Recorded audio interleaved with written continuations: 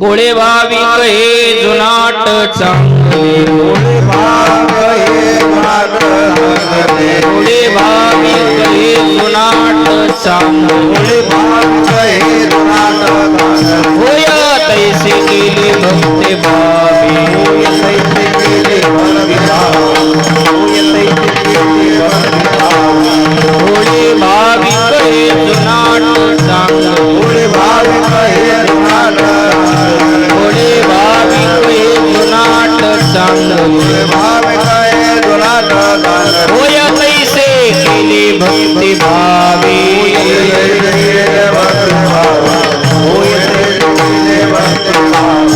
मनवनी चिंता नाही आम्हा दास चिंता नाही आम्हा दास मनवनी चिंता नाही आम्हा दास चिंता नाही आम्हा दास नवीऊ गर्भवासा जन्म घेता नभ्यो गर्भवासा जन्म घेता नभ्यो गर्भवासा जन्म घेता आपुया इच्छा करू गदारूढ आपुया इच्छा करू गदारूढ आपुलिया इच्छा करू गदारूढ आपुया इच्छा करू गदारूढ भोगो सर्व काळ सर्व सुख सर्व काळ सर्व सुखी सर्व काळ सर्व सुखी मनवनी चिंता नाही आम्हा दास चिंता नाही आम्हा दास मनवनी चिंता नाही आम्हा दास चिंता नाही आम्हा दास नवीऊ गर्भवासा जन्म घेता नभ्यो गर्भवासा जन्म घेता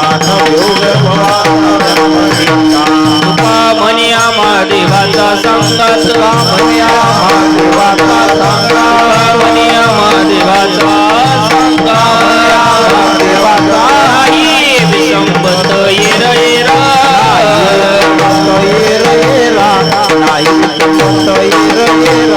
म्हणून चिंता नाही आम्हा दास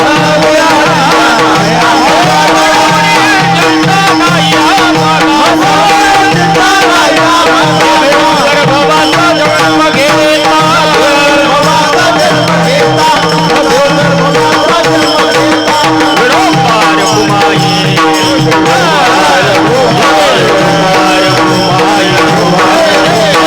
पार कुमाये पार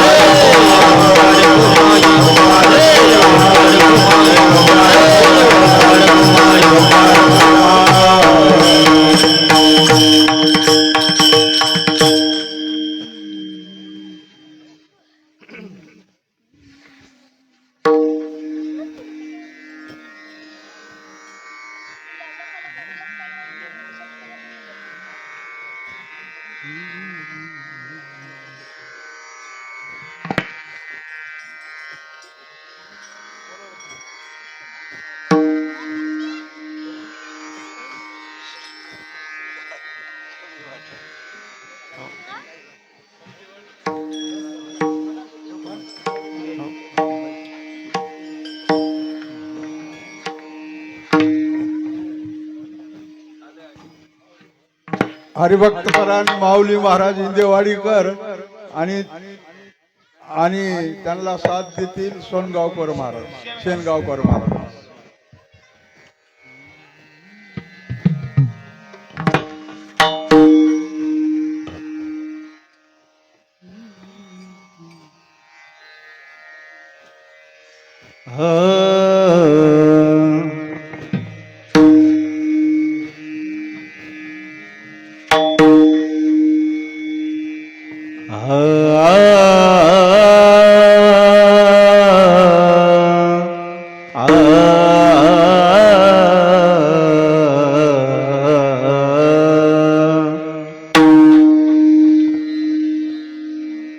भोळे भाविक हे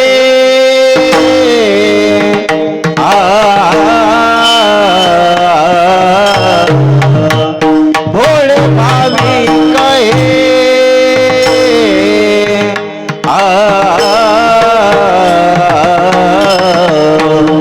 जुनाट सांगले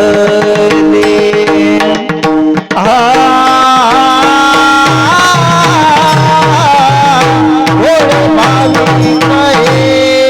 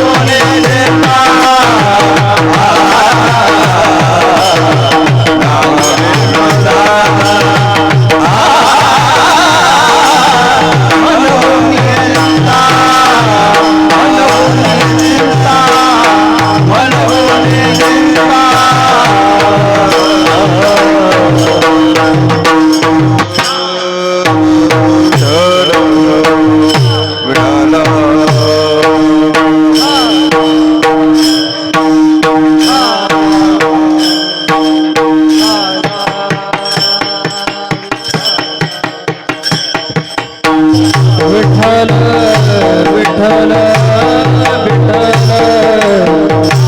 विठ्ठल लाला विठ्ठल विठ्ठल लाला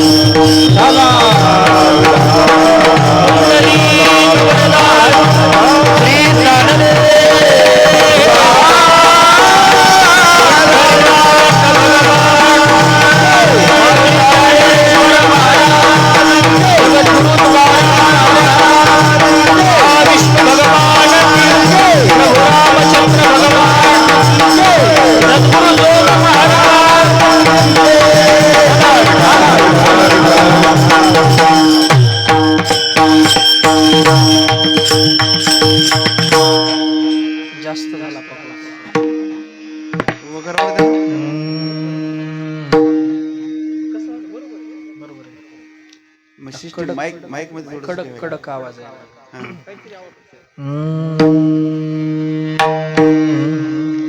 भोळे भाविक हे जुनाट चांगले, भोळे भाविक हे जुनाट चांगले, होय तैसे केले भक्तिभावे, म्हणूनी चिंता नाही आम्हा दासा,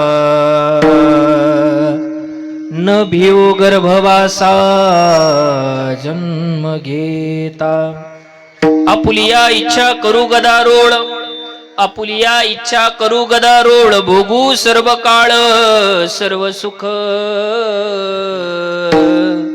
म्हणूनी चिंता नाही आम्हा दासा, न भिवू गर्भवासा जन्म घेता.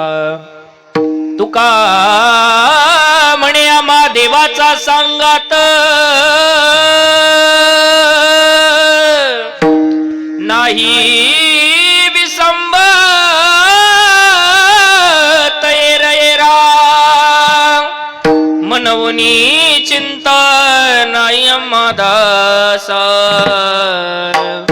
न भिऊ गर्भवासा जन्म घेता. विठ्ठला विठ्ठला विठ्ठला विठ्ठला विठ्ठला विठ्ठला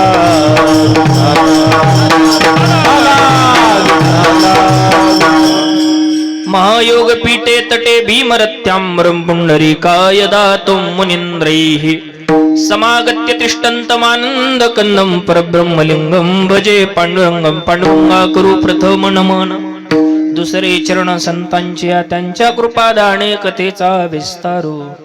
बाबाजी सद्गुरु दास तुका ओम नमो ज्ञानेश्वरा करुणाकरा दयाळा तुमचा अनुग्रह लादलो पावन झालो चराचरी मी कळा कुसरी काही सनेने बोलतो वचने अति भाविका एका जनार्दनी तुमचा दास त्याची आस पुरवावी तुमचा अनुग्रह लादलो पावन झालो चराचरी नमो सद्गुरु तुकया ज्ञान दीपा नमो सद्गुरु सच्चिदानंद रूपा नमो सद्गुरु भक्त कल्याण मूर्ती नमो सद्गुरु भास्करा पूर्ण कीर्ती सेवे लागी सेवक झालो सेवे लागी सेवक झालो सेवे लागी सेवक झालो झालो सेवे लागी सेवक सेवे लागी सेवक झालो सेवे लागी सेवक झालो सेवे लागी सेवक सेवे लागी सेवक तुमच्या लागलो निजा चरणा तुमच्या लागलो निजा चरणा आओ स्वामी तुकया देवा तुकया देवा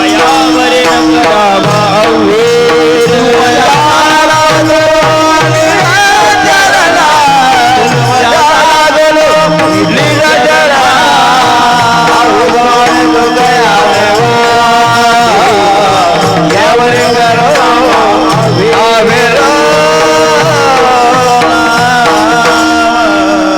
सेवे लागी सेवक झालो तुमच्या लागलो निज चरणा अहो स्वामी तुकया देवा यावरी न करावा अवघेर मस्तक माझा पायावरी या वारकरी संतांच्या भोळे भाविक हे जुनाट चांगले होय तैसे केले भक्तिभावे मनवणे चिंता नाही आम्हा दासा न भिऊ गर्भवासा जन्म घेता प्रस्तुत प्राप्त प्रसंगी कीर्तन रूपी सेवेकरता निवडलेला जो अभंग आहे तो अभंग देहूचे सुप्रसिद्ध साधू जगद्वंदनीय जगद्गुरु संत श्रेष्ठ श्री तुकाराम महाराज यांचा अतिशय महत्वाचा बहुतेकांच्या पाठांतरातील बहुतेकांच्या परिचयाचा अभंग सेवेसाठी निवडलेला आहे. श्रीमंत श्री जगद्गुरु तुकाराम महाराज आजच्या अभंगाच्या द्वारे मी माझ्या जीवनातली चिंता कशी घालवली, माझ्या जीवनातली भीती कशी घालवली, किंबहुना माझ्या जीवनातली चिंता कोणामुळे निघून गेली याची मीमांसा करतात. विठ्ठल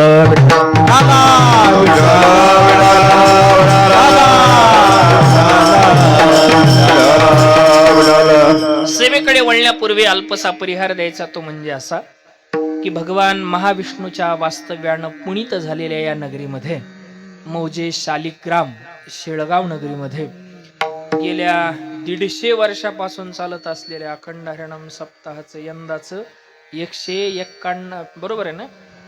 चुकलं जरा, कोण सांगन मला? 100च्या पुढचा कोण आहे गावात? सांगा की जरा मला, कोण आहे 100च्या पुढचा? आप्पा 100च्या पुढे गेले तुम्ही?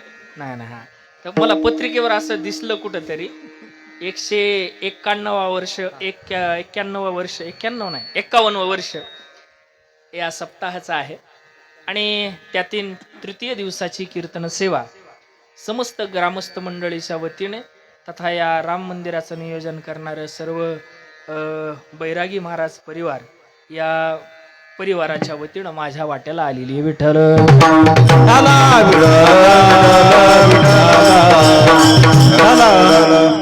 या ठिकाणी सुंदर अशी रामकथा चालू आहे. ज्यांच्या मुखारविंदातून रामकथा चालू आहे असे औदुंबर महाराज, आणि रामकथेचं सुंदर रसपान तुम्ही करीत आहात. रामकथा शशी किरण समाना, रामकथा शशी किरण समाना, संत चकोर करई जेहि पाना, करई जेहि पाना, मंगल भवन मंगल हारी, द्रवहु सुदशरथ जिर बिहारी. सुंदर अशी रामकथा या ठिकाणी चालू आहे. आणि या मंडपामध्ये तिसऱ्या दिवसाकरता सर्व तुम्ही मातृवर्ग, पितृवर्ग तथा भजनी मंडळी या ठिकाणी उपस्थित आहेत. सर्वांच्या साक्षीनं अगदी मोजक्या वेळेमध्ये सेवा करण्याचा प्रयत्न करायचा आहे. विठ्ठल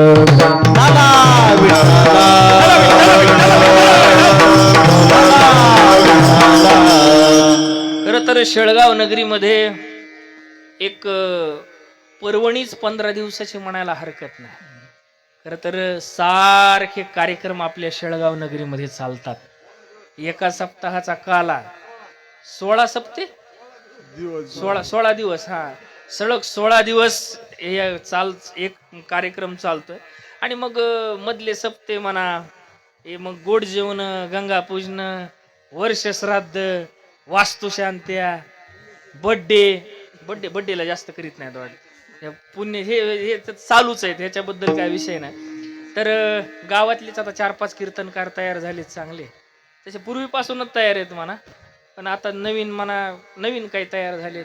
त्यामध्ये मग पुन्हा बालू महाराज आहेत, नाथ महाराज आहेत, नवीन कुठे तळेकर महाराज कुठे गेले, तळेकर आहेत, येऊन जाऊन माऊलीत, आणखीन बरेच कीर्तनकार आता. कोण, हा हनुमान महाराज आहेत, बजरंगबली राहिले की ते हनुमान महाराज आहेत.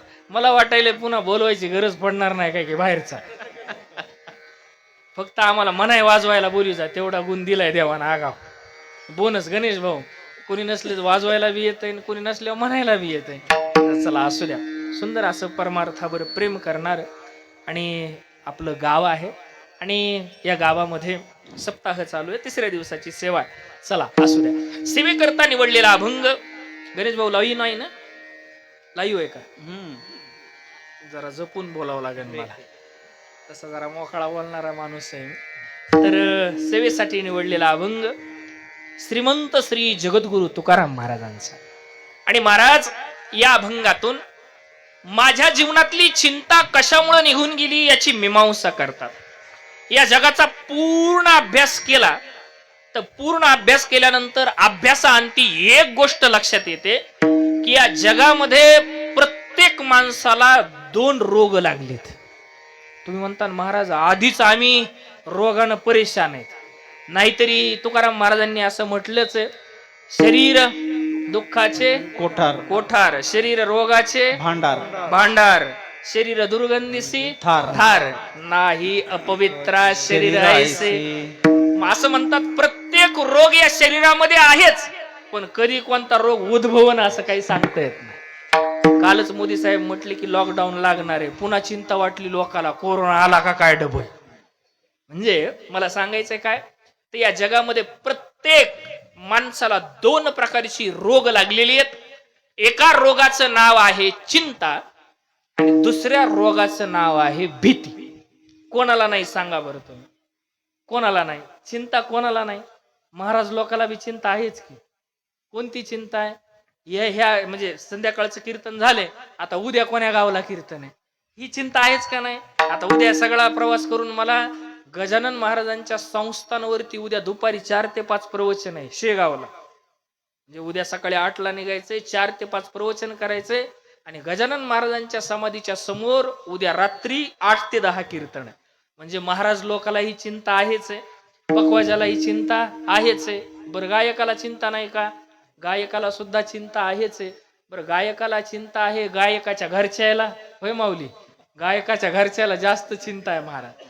खरं तर घरची मंडळी, कीर्तनकाराच्या, गायकाच्या, भजनी मंडळीपेक्षा घरचे लोक जास्त चिंता करत राहतात. घरचे म्हणजे माझ्याकडे बघू नका तुम्ही, घरचे म्हणजे घरचं कुटुंब. म्हणजे आमची माय वाट पाहत असती की कधी लेकरू घरी येईन की नाही. मला सांगायचंय काय की प्रत्येक मनुष्याला या जगामध्ये काय आहे? चिंता आहे. महाराज असला तरी चिंता आहे, नोकरदार असला तरी चिंता आहे, व्यापारी असला तरी चिंता आहे, शेतकरी असला तरी चिंता आहे. या जगामध्ये प्रत्येक मनुष्याला काय आहे? चिंता नावाचा रोग प्रत्येक मनुष्याला ग्रासलेला. प्रत्येक मनुष्याला या चिंतेबाबत वर्णन करत असताना एक सुभाषितकार असं सुंदर वर्णन करतात, चिंता चिता समख्याता बिंदू मात्रेण विशेषतः सजीवम दहते चिंता निर्जीवम दहते चिता. चिता कशाला म्हणतात? बोला ना. चिता हा अग्नीला. बरोबर आहे. वा वा, कुणी उत्तर दिलं? हनुमान महाराजांना. हा, चिता अग्नीला म्हणतात. तर होमातल्या अग्नीला चिता म्हणतात का? चुलीतल्या अग्नीला? ज्या अग्नीवरती माणसाला जाळलं जातं जिवंतपणी का मेल्यावर? मेल्यावर ज्या अग्नीवरती माणसाला जाळलं जातं त्याला काय म्हणतात? चिता. आता त्या चिता या शब्दावरती एक अनुस्वार द्या. एक काय शब्द तयार झाला? चिंता. ती चिता मेलेल्या माणसाला जाळते आणि ही चिंता जिवंत माणसाला जाळते. जिवंत माणसाला. म्हणून चिंता से घटे शरीर, चिंता से घटे चतुराई. माणसाचं शरीर कमी कमी होत जातं चिंतेमुळं आणि माणसाची चतुराई सुद्धा कमी कमी होत जाते.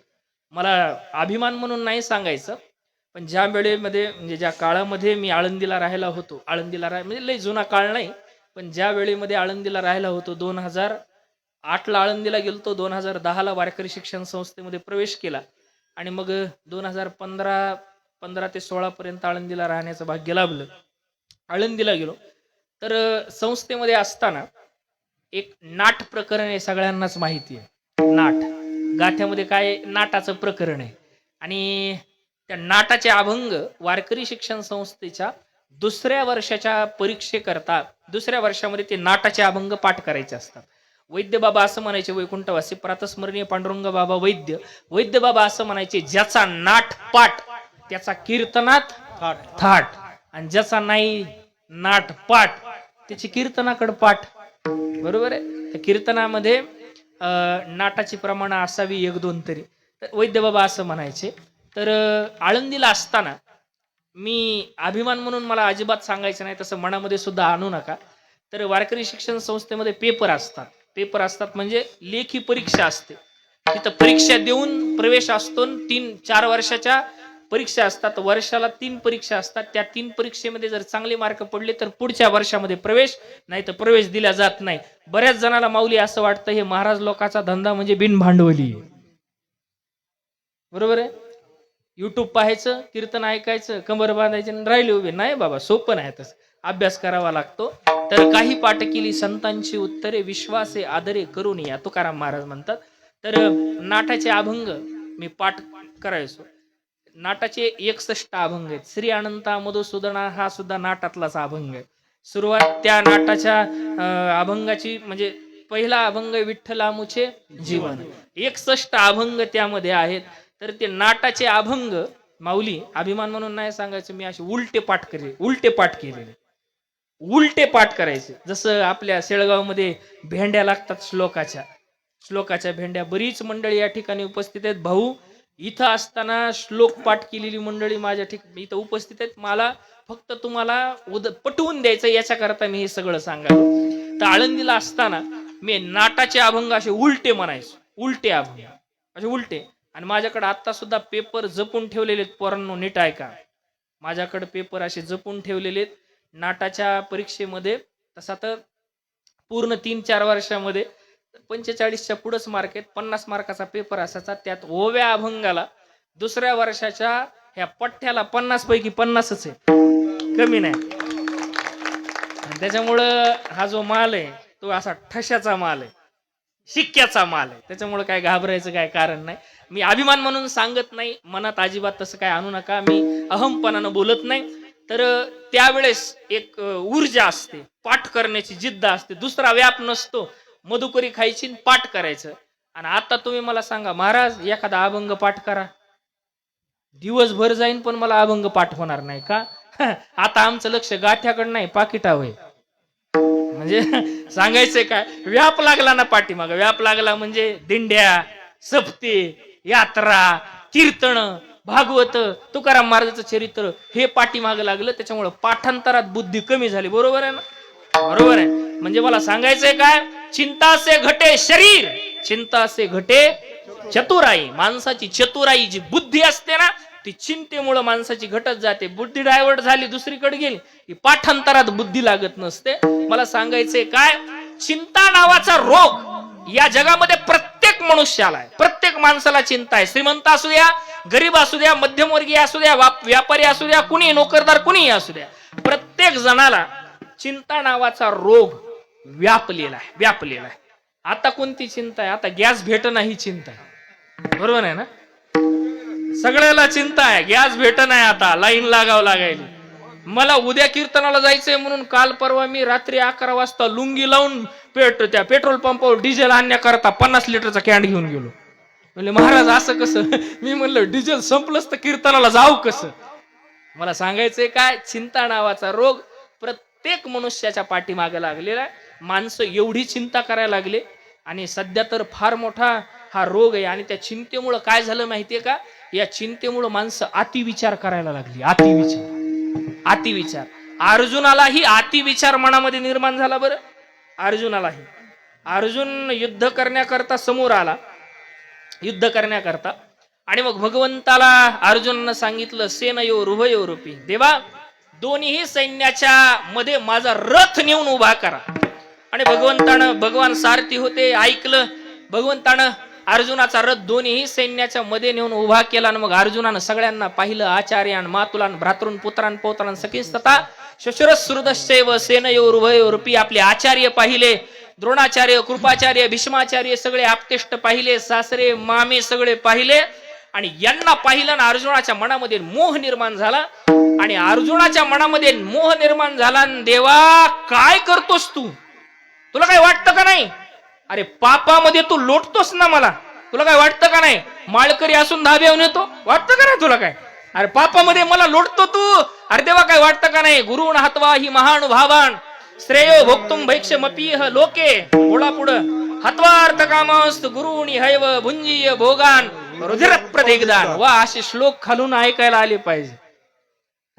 एखाद्या गावात श्लोक म्हणत महाराज काय वेगळंच बोलायले असं, त्याला काय सासू सुनाच्या गप्पाच्या गोष्टी गोड लागत असतात. चला देवा, अरे ज्यांच्या बोटाला धरून आम्ही चालायचं शिकलो असे भीष्माचार्य माझ्या समोर आहेत, ज्यांच्यामुळं मी पार्थ द्रोणाचा केला येणे माझं धनुर्वेद दिधला. ज्ञानोबा बोलतात, या जगामध्ये पार्थ अर्जुन म्हणून मी प्रसिद्ध आहे ना, ते फक्त द्रोणाचार्याची कृपा. या द्रोणाचार्यामुळे अर्जुन या जगामध्ये धनुर्विद्येमध्ये प्रसिद्ध आहे. देवा फक्त या द्रोणाचार्यामुळे तू या द्रोणाचार्याला मारायचं सांगतोस, भीष्माचार्याला मारायचं सांगतोस, कृपाचार्याला मारायचं सांगतोस. देवा हे काय तुझं बरोबर नाही. आणि मग अर्जुन अतिविचार करायला लागला, रक्तानं माखलेल्या गादीवर मी बसणार नाही. आणि देवा हे असं कसं होईल? या अर्जुनाने एवढा पुढचा विचार केला, अतिविचार सांगायचा मला, एवढा पुढचा विचार केला, यांना जर मारलं तर यांच्या स्त्रिया विधवा होतील, आणि यांच्या स्त्रिया विधवा झाल्या तर लुप्त पिंडोदक क्रिया, यांच्या स्त्रिया विधवा झाला तर वर्णसंकर होईल, वर्णसंकर झालं तर त्यांची सगळी कुळं नरकामध्ये जातात. इथपर्यंत अर्जुनानं अतिविचार केला. याला अतिविचार म्हणतात. इंग्लिश भाषेमध्ये ओव्हर थिंकिंग, अतिविचार. माणसं सध्या एवढा अतिविचार करायला लागली, म्हणून अर्जुनाला उपदेश करत असताना ज्ञानोबरांनी एक फार ओवी गोड वापरली. ती ओवी मला पाठ नाही, त्या ओवीचा भाव असा आहे, अर्जुना पुढं काय होईल याचा विचार करत बसू नको, जे वर्तमानात आलंय त्या जा. आणि माणसं या जगामध्ये तीच आनंदी राहतात. लक्ष देऊन ऐका, जी माणसं वर्तमानात जगत असतात, जी माणसं भूतकाळाचा आठव करतात आणि भविष्य काळाची चिंता करतात, अतिविचार करतात, ती माणसं या जगामध्ये दुःखी असतात. लहान लेकरू असतं ना, लहान लेकरू गुडगुटीत असं लहान लेकरू, त्याला सुंदर ते जॉन्सन्स बेबी ऑइल साबणीनं ते धुतलेलं असावं, चांगलं आंघोळ घातलेली असावी, पावडर लावलेला असावं, काळा टिकला लावलेला असावा. दारात जर असं राम मंदिराच्या दारात बसलं गुटगुटीत, इतकं सुंदर दिसतं. त्याला म्हटलं ए बाळा चल, ते एवढं हसतो, गोड हसलं की वाटतं वा वा वा, उचला आणि पटापट त्याचा मुका घ्या. बरोबर आहे, वाटतं का नाही? ते लहान लेकरू ते का हसत राहतं? त्याला भविष्य काळाची चिंता नाही आणि भूतकाळाचा आठव नाही. म्हणून मला सांगायचंय काय, या जगामध्ये माणसं तीच आनंदी राहत असतात की जी माणसं वर्तमानात जगत असतात. आणि अर्जुनाला देवानं उपदेश केलाय, तुझ्या समोर आता युद्ध आहे, पुढं काय होईल याचा विचार करत बसू नको, मागं काय झालं याचाही विचार करत बसू नको, याला तू सामोरं जा. माणसं चिंतातुर आहेत. बरं, जी लोक असं चिंता करू नका सांगतात, ती माणसं सुद्धा चिंतातुर आहेत. एका गावामध्ये, लक्ष देऊन ऐका, एका गावामध्ये एका माणसाला झोप लागत नव्हती. माणसामध्ये आता ही जरा रोग जास्त व्हायला लागला बरं का, झोप लागत नाही. गोळ्या घेऊन सुद्धा माणसाला काय लागत नाही, झोप लागत नाही. इंजेक्शन घ्यावे लागतात माणसाला झोप लागण्याची. आणि जर तुम्हाला कोणी जर विचारलं या जगामध्ये भाग्यवान कोण, तर त्याला सरळ उत्तर द्या, की ज्याला पडल्या पडल्या झोप लागते त्याच्यासारखा भाग्यवान या जगामध्ये कुणीच नाही, कुणीच नाही. म्हणून दिवसभर काहीतरी गणगण डोक्यात असते आणि रात्री खाटेवर पडला तर महाराज म्हणतात खाटेवरी पडता व्यापी चिंता तळमळ. एका गावामध्ये मानसिक संतुलन एका जणाचं बिघडलं. एवढं बिघडलं नव्हतं, येड्यासारखं करत नव्हतं, पण त्याचं मन असं बेचैन झालं. मग बेचैन मनाला काही ना काही इलाज करावा म्हणून त्यानं एका डॉक्टरकडे गेला. डॉक्टर गेल्याने डॉक्टर साहेब मला झोप लागे ना. डॉक्टर म्हटले बरं आणखीन. माझं कुठल्याच गोष्टीमध्ये डॉक्टर साहेब मन लागत नाही, अजिबात नाही, मला काहीच करा वाटत नाही, सारखा अतिविचार होतोय, माझा चेहरा पडलेला आहे, मला काहीतरी औषध द्या, काहीतरी औषध द्या, काहीतरी औषध द्या. डॉक्टर साहेबांना ती चिठ्ठी घेतली आणि चिठ्ठी घेऊन खरं खरं खरं खरं गोळ्या लिहिल्या, औषध लिहिले, इंजेक्शन लिहिले. आता ते लिहिलेलं डॉक्टरनं लिहिलेलं एकतर डॉक्टरला तरी वाचता येतं, नाही तर मेडिकलवाल्याला तिसऱ्याला वाचताच येत नाही महाराज, नाही जमतच नाही. ते मेडिकलवाल्याला नाही तर डॉक्टरला ते लिहून दिलं. आणि लिहून दिल्यानंतर डॉक्टर साहेबांना जवळचा होता म्हणून डॉक्टर साहेबांना त्याला सांगितलं तुम्हाला तर मेडिकल मी लिहून दिलंच आहे, आता औषध गोळ्या तर दिल्यातच, पण एक जाता जाता माझा सल्ला ऐका. डॉक्टर साहेब हो मी त्याच्याकरता तुमच्याकडे आलोय, सल्ला ऐकण्याकरताच आलो. डॉक्टरांचा सल्ला फार फार महत्वाचा असतो, मोलाचा असतो. म्हणून गोळ्या औषधापेक्षा पथ्य फार महत्वाचे असतात. गोळ्या औषधापेक्षा काय महत्वाचं असतं? पथ्य. शुगर झाली गोळ्या खायला आणि गुलाबजामू सोडी नाही, राहीन का शुगर? वाढन महाराज. तर पथ्य महत्वाचं असतं. डॉक्टर साहेब द्या ना सल्ला. डॉक्टर म्हटले तुमचं मन ठीक राहावं याच्याकरता गोळ्या लिहून दिल्यात, पण एक काम करा. काय? आपल्या गावामध्ये सर्कस आली, सर्कस. महाविष्णूच्या यात्रेला आता नाही म्हणा पण जुन्या काळात येत असेल सर्कस. तर सर्कस आली, त्या सर्कसीमध्ये वेगवेगळ्या प्रकारचे खेळ खेळवणारे तिथं प्राणी येत वगैरे, पण तिथं 10 ते 11 एक जोकर येतोय. जोकर कोण येतो? जोकर. आणि त्या जोकराचं काम आहे की सगळ्यांना हसवणं. जोकराचं काय काम आहे? सगळ्यांना हसवणं. तुम्ही त्या जोकरच्या शोला जा आणि त्या शोला गेलात तर तुम्ही मनमुराद हसाल, छान तुम्हाला आनंद वाटेल. आणि माणसं हसणंच विसरलेत आज. माणसाच्या चेहऱ्याकडं पाहिलं की आपा असं वाटतं की जागतिक बँकेचं कर्ज याच्या डोक्यावर आहे. ज्याच्या डोक्यावर जागतिक बँकेचं कर्ज आहे ते मलेशियाला दुबईला निघून चाललाय. आणि ह्याच्या डोक्यावर कशाचं कर्ज नाही, ग्रामीण बँकेचं आव त्या डीसीसीचं सुद्धा नाही. ते असा चिंतातूर झालाय, चेहरा त्याचा पडलेला आहे. तर असा चेहरा पडलेला कधी ठेवला नाही पाहिजे, हसलं पाहिजे माणसानं. असं म्हणतात हसलं की माणसाचं आयुष्य काय जात? वाढत जातं. उगा येड्यावाने कधी हसू नये, पण हसावं. तर डॉक्टर साहेब म्हटले तुम्ही काय करा, तुम्ही हसण्याकरता त्या शोला जा. कुठं? त्या जोकरच्या शोला. 10 वाजता जा, 11 पर्यंत शो आहे. तर तो म्हटला मी जाऊ शकत नाही. पैसे नाहीत का? मी देतो. पैसे नाहीत तर मी देतो. पैसे आहेत मग गाडी नाही का तुमच्या जवळ जायला? माझी गाडी घेऊन जा. नाही मी सोडून येतो. नाही नाही नाही माझी तिथं ओळख आहे, मी तुम्हाला त्या शोचं तिकीट फाडून देतो वगैरे वगैरे. नाही डॉक्टर साहेब माझ्याकडे पैसे आहे, माझ्याकडे गाडी आहे, माझ्याकडे वेळ आहे, पण मी जाऊ शकत नाही. डॉक्टर म्हटले का जाऊ शकत नाही? तर त्यानं उत्तर दिलं लोकाला हसवणारा जोकरच मी. लोकाला हसवणारा जोकर मी. माणसं खर तर ज्याचे शब्द ऐकून चिंता दूर होतात अशीच माणसं चिंतेत आहेत महाराज. नाशिक विठ्ठला विठ्ठला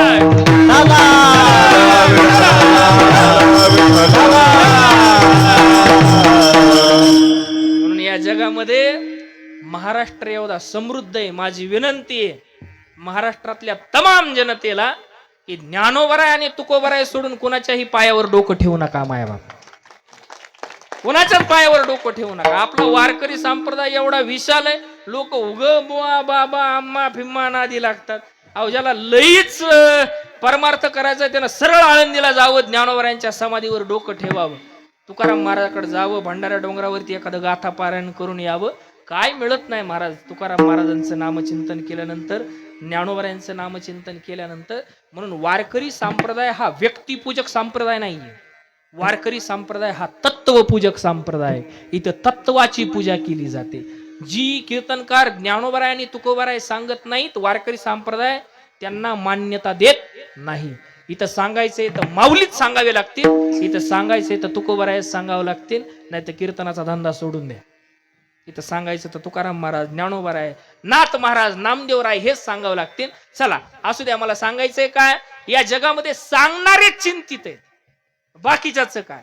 मला सांगायचंय काय, या जगामध्ये प्रत्येक माणूस चिंताग्रस्त आहे. प्रत्येक माणूस, प्रत्येक माणसाला चिंता नावाचा रोग लागलेला आहे पाठीमागे. मग अशा चिंतायुक्त जगामध्ये तुकाराम महाराजाला विचारलं, महाराज तुम्हाला चिंता नाही का? महाराज म्हणतात, आमा भय चिंता नाही धाक, आमा भय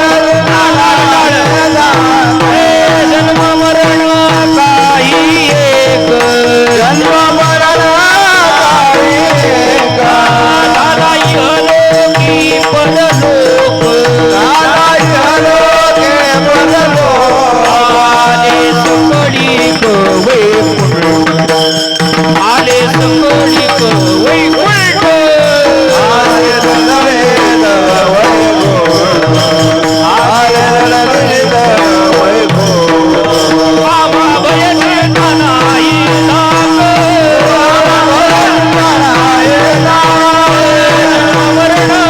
काही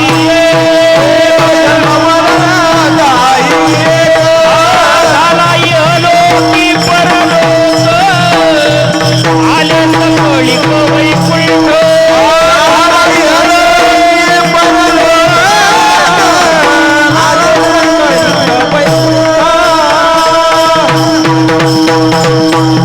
महाराजांना विचारलं, महाराज अहो तुम्हाला चिंता नाही का? महाराज म्हटले, आम्हाला चिंता नाही. कस काय? महाराजांचं नाटातलं प्रमाण आहे, आम्हा भय चिंता नाही धाक, आम्हाला भीती नाही, आम्हाला चिंता नाही, आम्हाला कोणाचं धाक सुद्धा नाही. महाराज म्हणतात, अशा या चिंतायुक्त जगामध्ये काही मंडळी तुकाराम महाराजाकडे गेली आणि म्हटली, महाराज तुम्हाला चिंता आहे की नाही? महाराज म्हटले, आम्हाला चिंता नाहीये.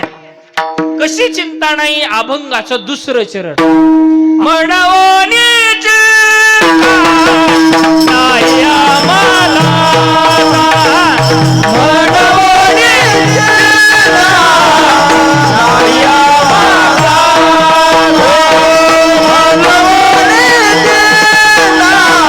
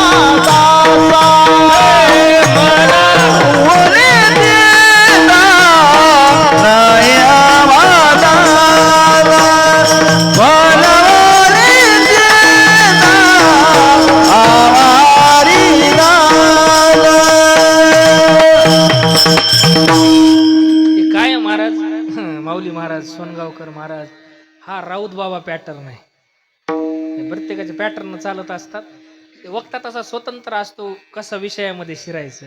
तसं आम्हाला राऊत बाबाचे संस्कार आहेत, कुठल्या चरणातून शिरायचं काय जरा, तर दुसऱ्या चरणातून प्रवेश आपला अभंगामध्ये झालेला आहे, लक्षात ठेवा. चिंतेवर महाराज म्हणतात, आम्हाला चिंता नाही.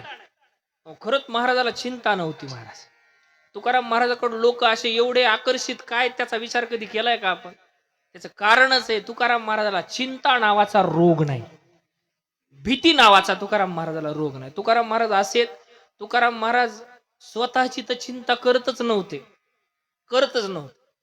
पण तुकाराम महाराजावर एखाद्या कामाची जबाबदारी टाकली त्याची तरी चिंता करावी. बरं जाऊ द्या, आपली चिंता नसू द्या, आपली चिंता. पण आपल्याला काही काम दिलंय समाजानं, कुणी कामाची जबाबदारी सोपवली, त्या कामाची तरी चिंता असावं का नाही माणसाला? असावं का नाही? शेळगावला तारीख दिली आणि कीर्तनाचा टाइम आहे 8 ते 10. 8ला पोहोचावं, लईत लई 8:15, 8:30 पर्यंत ठीक आहे. 9 वाजली तरी घरीच आहे. कसं जमन? नाही जमणार. आपल्यावर जो भार टाकलाय त्याची चिंता व्हायला पाहिजे ना. तुकाराम महाराज त्याची सुद्धा चिंता करत नाहीत. कसं ते ऐका. तुकाराम महाराज घरातून सकाळी निघाले.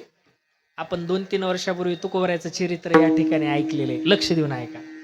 सकाळी तुकाराम महाराज धोतर घातलं, बगलबंदी घातली, ऊर्ध्वपुंड्र भाळ लावलं, मुद्रा लावल्या, फेटा घातला, एका हातामध्ये विणा घेतला, एका हातामध्ये चिपळ्या घेतल्या.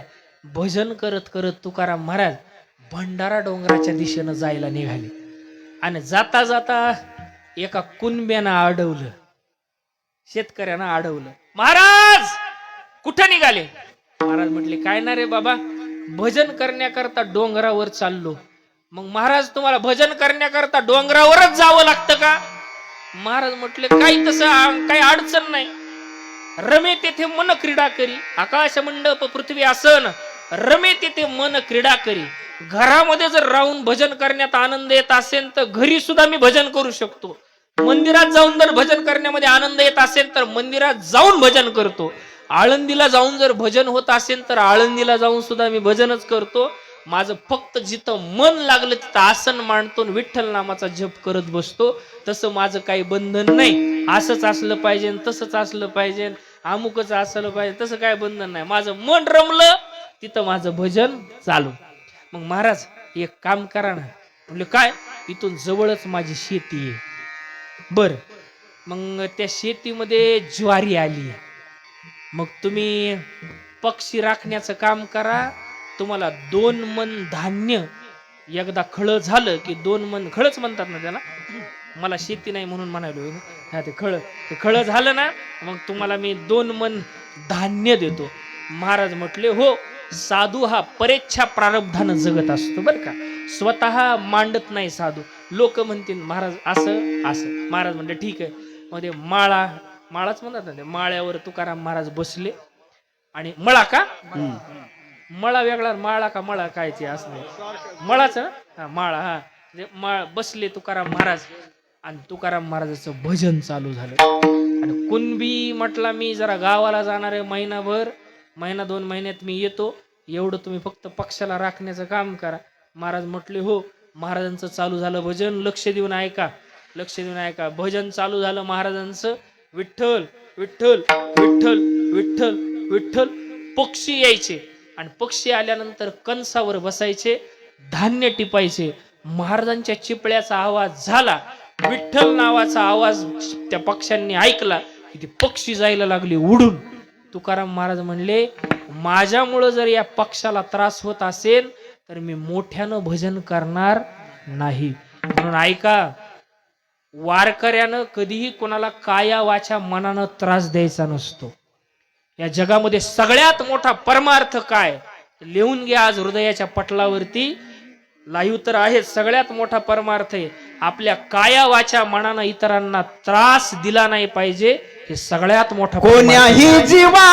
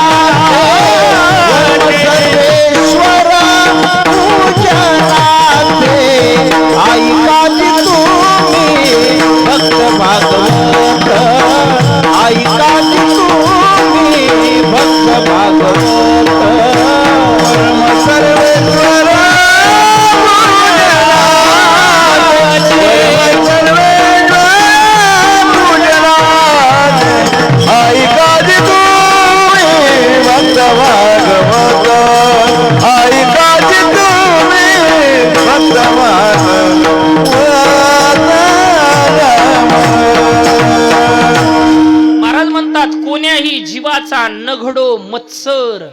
वैष्णव त्याला म्हणतात. वैष्णव जन तो तेने कही ये जे पीड पराई जाने रे. वैष्णव त्याला म्हणतात की काया वाचा मनानं दुसऱ्याला त्रास देत नाही तो वैष्णव आहे. काय तुकाराम महाराजांचं अंतःकरण आहे. माझ्यामुळं पक्षाला त्रास होणे. तुकाराम महाराजांनी भजन शांत केलं. इथं भोंग्याचा आवाज पार एखाद्याला लोक म्हणतात. मग खरं तर मी कुठल्या धर्माचा विरोधक नाहीये, पण आपल्या परमार्थाचा कोणाला जर त्रास होत असेल तर पुण्य करता होय पा. म्हणून आपल्या परमार्थ देवा करता असावा. लोक म्हणतात लावा चार भोंगे. अर ज्याला ऐकायचंय ते येईन मंडपात, ज्याला ऐकायची इच्छा नाही ते घरी राहून सुद्धा ऐकणार नाही. कानात हेडफोन घालील आणि बसन. म्हणून ती सिस्टीम तेवढीच असली पाहिजे की ज्याला ऐकण्याची इच्छा आहे त्यांना ऐकता यावं. त्याचा त्रास कोणाला होता कामा नये. काय महाराजांचं अंतःकरण.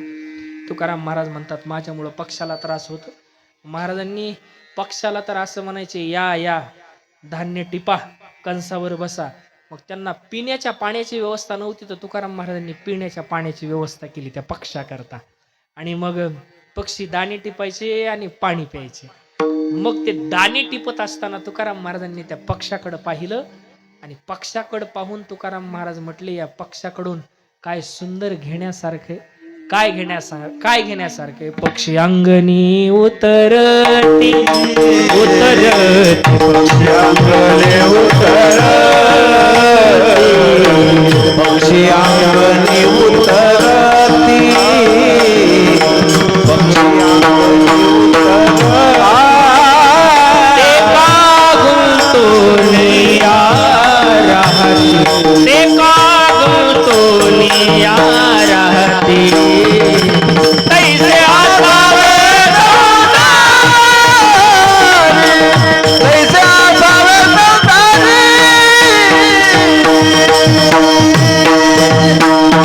महाराजांनी त्या पक्षाकडे पाहिलं आणि पक्षाकडे पाहिल्यानंतर तुकाराम महाराजांनी एक शिकवण घेतली. पक्षी येतात, दाणे टिपतात, धान्याचे कण खातात, पण संध्याकाळी काय खावं ही चिंता करत बसत नाहीत. आपल्याकडे एवढी संपत्ती असते 7 पिढ्या बसून खातीन पण चेहरे पडलेले असतात. विचारावं चेहरा का पडलाय तुमचा. तो म्हणतो 8व्या पिढीनं काय खाव. 8व्या पिढीनं काय खाव ही चिंता माणसाला. महाराज म्हणतात त्या पक्षाकडून शिकण्यासारखं. म्हणून ऐका. एक अमेरिकेतला फार मोठा तत्ववेत्ता होऊन गेला. त्याचं मला नाव येत नाही, त्याचं नाव मला आठवत नाही, पण त्या तत्ववेत्याने एक गोष्ट फार सुंदर सांगितली आहे. एकनाथ महाराज तो म्हणतोय या जगामध्ये मी ज्याला ज्याला भेटलो ना तो व्यक्ती माझ्यापेक्षा श्रेष्ठ आहे असं मी मानतो आणि त्याच्याकडून काही ना काही शिकण्याचा प्रयत्न करतो. आणि असं म्हणतात मनुष्यानं आयुष्यभर विद्यार्थी असावं. कधी कोणाकडून काय चांगलं शिकता येईल हे सांगता येत नाही बरं का.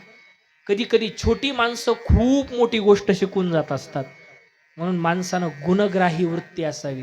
पण माणसाला गुण पाहता म्हणजे गुण तर पाहत नाही पण अवगुण पाहण्याचं माणसाला जास्त डोक्यात असतं. याच्यात कोणता अवगुण आहे, माणूस किती चांगला याही पेक्षा माणूस किती वाईट आहे याचा शोध घेण्याकरता माणसं पुढे यायला लागली बघा. पण माणसाची गुणग्राही वृत्ती असावी. काय झालं, एका मस्जिदीच्या बाहेर एक नाभी दाढी करण्याचं काम करत होता. लक्ष देऊन ऐका, कोण्या माणसाकडून काय शिकता येतं ऐका. एक नावी दाढी बनवण्याचं काम चालू होतं. दाढी करत होता आणि दाढी करत असताना एक फकीर त्या ठिकाणी आला. फकीर आला. आता फकीर त्याला म्हणतात की जिसकी फिक्र चली गई है उसे फकीर कहा जाता है. ज्याची चिंता निघून गेली त्याला फकीर असं म्हणतात. खरं तर तोच खरा फकीर असतो. तो फकीर आला. त्या नाव्याचं दाढी करण्याचं काम चालू होतं आणि नाव्याचं दाढी करण्याचं काम चालू असताना तो फकीर तिथं आला आणि फकीर त्या नाव्याला म्हणायला लागला, ओ नावी दादा, अल्लाह के खातिर मेरी दाढी बना दो. अल्लाह के खातिर मेरी दाढी बना दो असं म्हटल्यानंतर दाढी करण्याचं काम त्या नाव्याचं चालू होतं. अर्धी दाढी समोरच्या व्यक्तीची झाली होती. तो म्हटला, ओ तुमची अर्धी दाढी झाली ना, तुम्ही जरा बाजूला थांबा. या साधू लोकांचा टाइम मौल्यवान असतो आणि साधू लोकांच्या टाइमामध्ये व्यत्यय आणला नाही पाहिजे. साधूला ताटकळत ठेवलं नाही पाहिजे. साधूचा टाइम अतिशय मौल्यवान आहे. तुम्ही जरा बाजूला थांबा, या फकीराची दाढी मला बनवू द्या. याची दाढी झाली की मी तुमच्याकडे येतो तुमची दाढी बनवतो. तो म्हटला ठीक आहे. बाजूला थांबला. फकीर समोर आला. फकीराची दाढी बनवली. दाढी बनवल्यानंतर फकीराजवळ एकही रुपये देण्याकरता नव्हता. फकीर म्हटला माझ्याकडे तर काही नाही. फकीर निघून गेला. पुन्हा त्या माणसाला बसवलं. त्याची दाढी पूर्ण केली. 2-4 महिन्याचा कालावधी लोटला आणि 2-4 महिन्याचा कालावधी लोटल्यानंतर ते कोणीतरी काहीतरी दिलेलं फकीराजवळ आलं आणि त्या फकीराला नाव्याची आठवण झाली की ज्याच्याकडून आपण दाढी फुकट केली. म्हणून मोठी माणसं ही कृतज्ञ असतात. मोठी माणसं आठवण ठेवत असतात. थोडा जरी कोणी आपल्यावर उपकार केला की त्याची आठवण जीवनभर राहत असते. तर त्याला आठवण झाली त्या फकीराला त्या नाव्याची आठवण झाल्यानंतर तो फकीर पुन्हा त्या मस्जिदीच्या जवळ आला. त्या नाव्याच्या जवळ आला. आपल्या त्या कटोऱ्यातले पैसे काढले आणि पैसे काढल्यानंतर त्या नाव्याला द्यायला लागला. म्हटला नावी दादा, तुमच्याकडून मी दाढी केलेली होती, त्याला झाले बघा 2-3 महिने. तुमच्या लक्षात नसेल पण माझ्या लक्षात आहे. नावी दादा, हे पैसे घ्या. आणि मी तुमच्याकडून दाढी केली आहे. माझ्याजवळ त्यावेळेस काही पैसे नव्हते पण आत्ता पैसे आलेत. हे पैसे घ्या. हे पैसे देण्याकरता आलो. त्यावेळेस तो नावी दादा म्हटला, फकीर साहेब, तुम्ही ज्यावेळेस माझ्याकडे आले ना त्यावेळेस तुमच्या तोंडातला शब्द आहे, अल्लाह के खातिर मेरी दाढी बना दो. तुम्ही नाव घेतलं अल्लाचं, अर्थातच तुम्ही नाव घेतलं देवाचं. तुम्ही जर म्हटले असते माझी दाढी बनव किंवा माझ्या खातिर माझी दाढी बनव तर मी तुमच्याकडून पैसे घेतले असते. तुम्ही नाव घेतले देवाचं, त्यामुळं देवामुळं मी तुमची दाढी बनवली. तुमच्या दाढीचे पैसे घेण्याचा अधिकार मला नाही. मी तुमच्या दाढीचे पैसे घेऊ शकत नाही. आणि मग फकीर एवढा हुशार होता. फकीर प्रवचन द्यायचा. जिथं जिथं प्रवचन द्यायचा तिथं तिथं फकीर त्या नाव्याची आठवण काढायचा. आणि त्या नाव्याकडून एक गोष्ट शिकलो की देवाचं नाव घेऊन जर मी दाढी केली असेल तर देवाचं नाव घेतल्यानंतर त्याचा मोबदला घ्यायचा नसतो. हे नाव्याकडून शिकलंय मी, नाव्याकडून. म्हणून मला सांगायचंय काय, कधी माणूस छोट्या छोट्या घटनेतून एखादी मोठी गोष्ट शिकत असतो. पण मायबाप या जगामध्ये कोणालाही साधारण समजायचं नाही. कधीच साधारण समजायचं नाही. कधी काही माणसं त्याच्यातलं ज्ञान नसतं पण त्याचा अहंकार फार बाळगतात. मला पकवाजातलं कळत नाही ना, आणि खरंच कळत नाही मला. म्हणजे एक काळी 1ला लावलाय का 2ला लावलाय का वर गेलाय, फक्त थोडं फार ज्ञान आहे. पण मला महाराज त्याची लावालावी अजिबात येत नाही.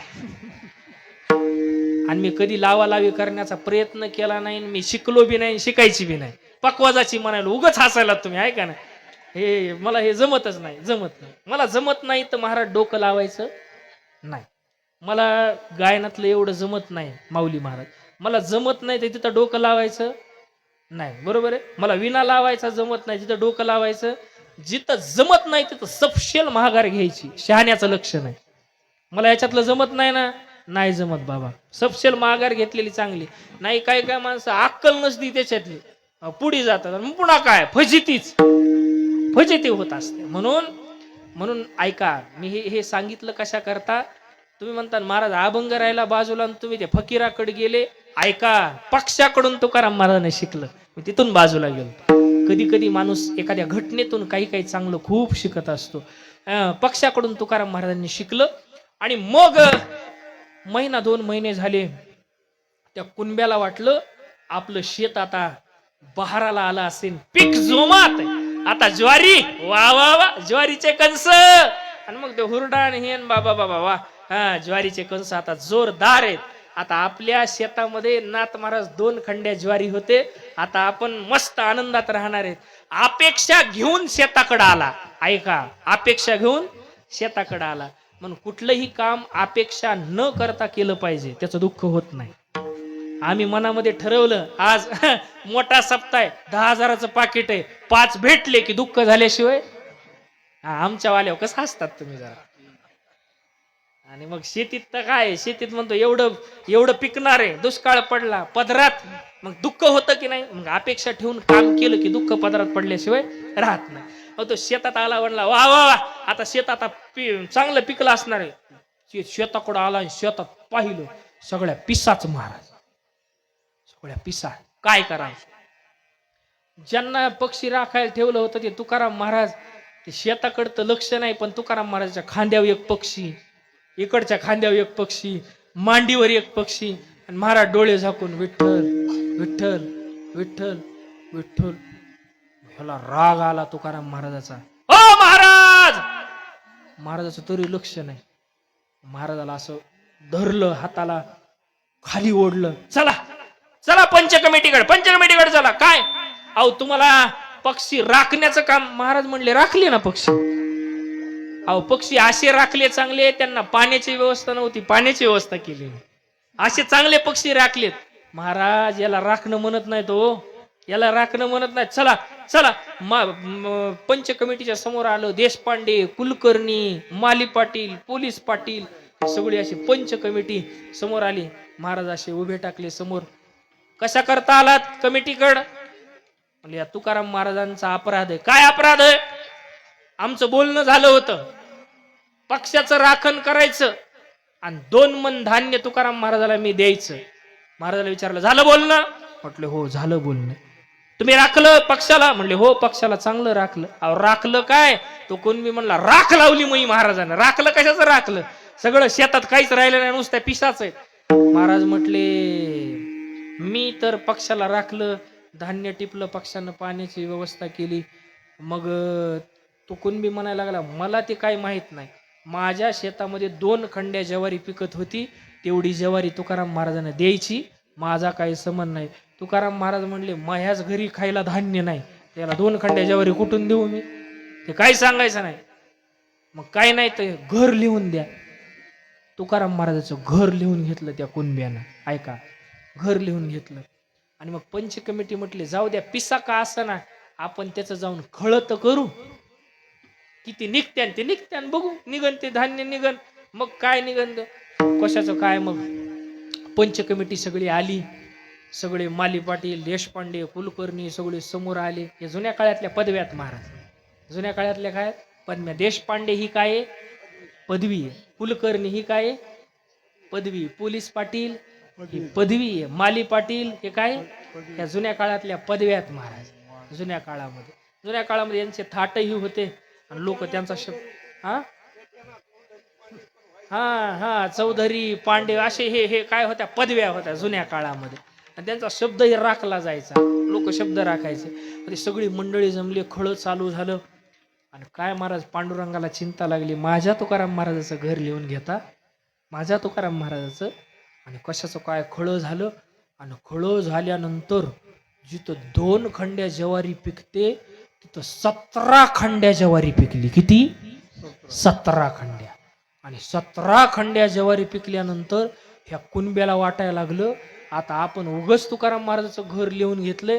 मग तो पंच कमिटीला कानात जाऊन म्हणू लागला तुकाराम महाराजाचं घर आपण वापस देऊ, हे माया शेतातलं खळ झालेलं माया घरी घेऊन जाऊ द्या. म्हटले ए यार पागल झालास का? इथं एकदा शब्द दिला, तो शब्द दिला. शब्दाला फिरणारे आम्ही नाहीत, ते चालणार नाही. आणि मग 17 खंड्या ज्वारी झाली. पंच कमिटी म्हटली तुझ्या शेतात किती पिकत होती? 2 खंड्या. 2 खंड्या जाय घरी घेऊन जाय. मग ही उरलेली 15 खंड्या मग तुकाराम महाराजांनी शेताची राखण केली ना, हे जाऊ द्या तुकाराम महाराजाच्या घरी. ऐका, तुकाराम महाराजाच्या घरी जाऊ द्या म्हटली. पंच कमिटी काय म्हटली? तुकाराम महाराजाच्या घरी जाऊ द्या. तुकाराम महाराज म्हटले मी ही सगळी ज्वारी घरी नेणार नाही, त्याच्यातली 2च मन घरी नेईन. का? जेवढं बोलणं झालं तेवढं. इथं दिंड्याचे ट्रका घरी जातात. जातात का नाही? जातात ना महाराज. पण ऐका, जी लोक देवाचं खातात, जी लोक गावाचं खातात आणि जी लोक भावाचं खातात त्यांचं कधीच चांगलं होत नाही महाराज. म्हणून देवाचं खाऊ नये, गावाचं खाऊ नये आणि भावाचं खाऊ नये. तुकाराम महाराज म्हणले ज्याचे त्याला समर्पित. धर्माचं आहे ना, धर्माला देऊन टाका. माझ्या घरी अजिबात न्यायचं नाही. मग कुठं ठेवावं एवढं धान्य? मग गावात महादजी पंत कुलकर्णी होते, त्या महादजी पंताच्या घरी हे सगळं धान्य ठेवण्यात आलं. आणि मग तुकाराम महाराजांच्या पूर्वजाकरता जी पांडुरंगाची मूर्ती प्रगट झाली होती देहू गावात, त्या देहू गावच्या मंदिराला भंग पावला होता, त्याच्याकरता ते उपयोगाला आणलं. मला पुढचं सांगायचं नाही, मला हे सांगायचं हे कशा करता. तुकाराम महाराज स्वतःची चिंता करत तर नव्हतेच, पण जे तुकाराम महाराजाला काम सांगितलंय त्या कामाची सुद्धा तुकाराम महाराजाला चिंता नव्हती. अहो, ज्यानं सगळा भार देवावर घातलाय त्यालाच भक्त म्हणतात. भक्त कोणाला म्हणतात? आपल्या संसाराचा भार ज्यानं सगळा देवावर घातलाय ना, तो काय भक्त आहे. तो का म्हणे घालू वाहू हा संसार, हा देवा,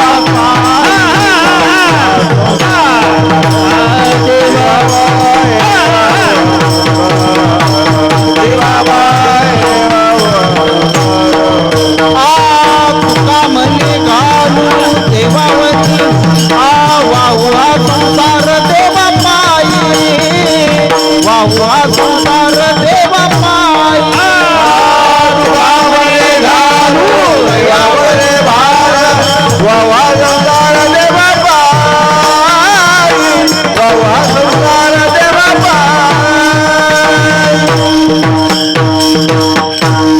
तुकोबाराय म्हणतात, ज्याचा भार संसाराचा देवावर वाहिलाय ना, त्यानं चिंता करण्याची गरज नसते. चिंता करायची नाही. तुकाराम महाराजाला चिंता का नाही? तुकाराम महाराजांनी सगळा भार देवावर व्हायलाय. चोखोबारांनी सगळा भार देवावर व्हायलाय, म्हणून संसार, चोखोबाराच्या संसाराची चिंता देवाला आहे. बायकोचं बाळात पण जवळ आलं चोखोबारायच्या, आणि मग बायकोनं सांगितलं चोखोबाराला, चोखोबाराय तुमच्या बहिणीला घेऊन या, दिवस भरत आलेत, कधी मी प्रसूत होईन सांगता येत नाही. मग चोखोबाराय निघाले घरातून, आणि घरातून निघाल्यानंतर चोखोबाराय निघाले बहिणीच्या गावाला. पण बहिणीच्या गावाला जाता जाता वाटेमध्ये लागली दिंडी. काय लागली? दिंडी. ज्ञानोबा तुकाराम, ज्ञानोबा तुकाराम, ज्ञानोबा तुकाराम असा गजर कानावर आला.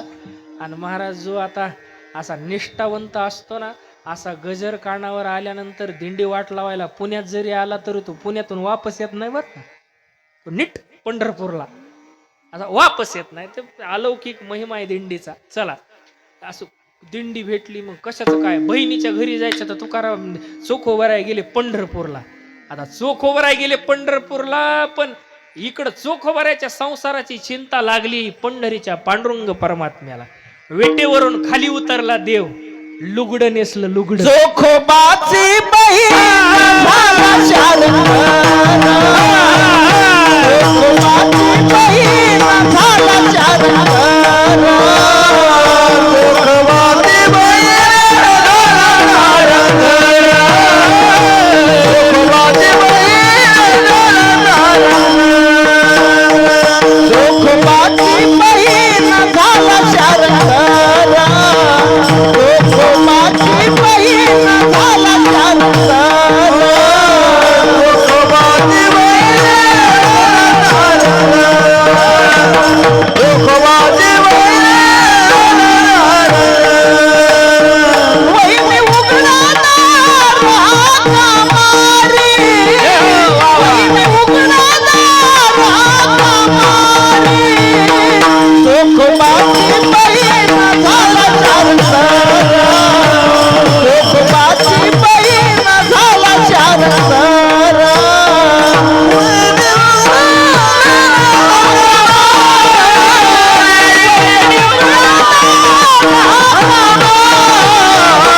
चोखोबाची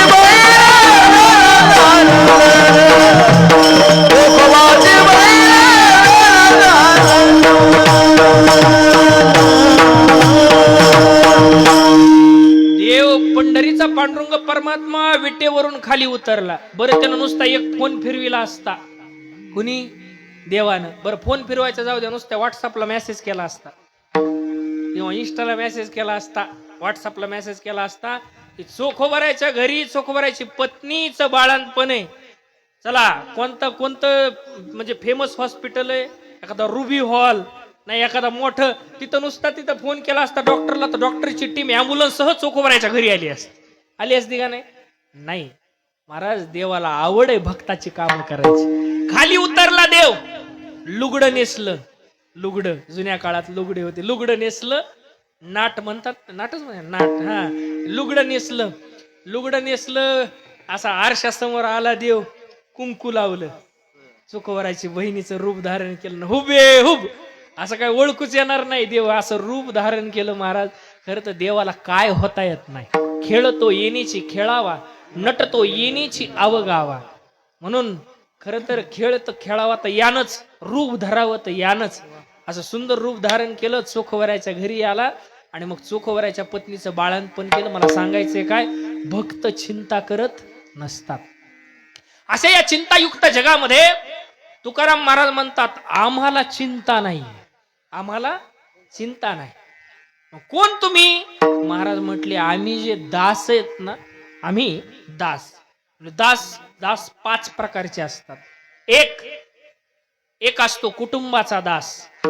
2, एक दुसरा असतो लक्ष्मीचा दास. 3, देशाचा दास. 4, संतांचा दास. आणि 5, देवाचा दास. त्यापैकी तुकाराम महाराज म्हणतात, आम्ही म्हणजे आम्ही हे सर्वनाम ज्यावेळेस आम्ही हा शब्द प्रयोग तेव्हा केला जातो की ज्यावेळेस समुदाय असेल. बरोबर. एकटा जर माणूस जर जायला लागला तर मी जातो असा शब्द प्रयोग केला जातो. आणि जर समूह असेल तर त्यावेळेस आम्ही हा शब्द प्रयोग केला जातो. महाराज म्हणतात, आम्ही जे हरीचे दास आहेत ना, त्यांना चिंता नावाचा रोग नाही. चिंता नावाचा रोग नाही, नाही नाही नाही, अजिबात नाही. काय आहे, खर तर चिंता आणि भीती हे एका नाण्याच्या 2 बाजू आहेत. जिथं जिथं चिंता असते तिथं तिथं भीती असते, आणि जिथं जिथं भीती असते तिथं तिथं चिंता असते. आता चिंता आणि भीती कशाला म्हणायचं, एका वाक्यात सांगतो, लक्ष देऊन ऐका. एखादी अप्राप्त वस्तू प्राप्त होईन का नाही, ही जी अंतःकरणाची अवस्था असते तिला चिंता म्हणतात. परत सांगू, एखादी अप्राप्त वस्तू प्राप्त होईन का नाही, ही जी अंतःकरणाची अवस्था असते तिला चिंता म्हणतात. आणि प्राप्त असणारी वस्तू टिकेन की नाही, ही जी अंतःकरणाची अवस्था असते तिला भीती असं म्हणतात. जिथं जिथं भीती असते तिथं तिथं चिंता असते, आणि जिथं जिथं चिंता असते तिथं तिथं भीती असते. महाराज म्हणतात, आम्हाला चिंता नाही आणि आम्हाला भीती नाही. महाराज तुम्हाला भीती नाही? म्हणले, अजिबात नाही, अजिबात नाही. कस काय? म्हणले, सगळा भार देवावर घातल्यामुळे भ्यायचं काही कारण नाही. आम्ही कोणाला भेट नाही, अजिबात नाही. महाराजांचं प्रमाण आहे बघा, एक मला आठवत नाही, आम्हा हरीच्या दासा काही भय नाही, ते लोक की देव उभा मागे पुढे उगवी कोडे संकट. आमच्या पाठीमागे देव असतो, त्याच्यामुळे आम्हाला भ्यायची काय गरज नाही. महाराज आता भरपूर वेळ झाला, जवळपास आता 10, 10:15 वाजत आले.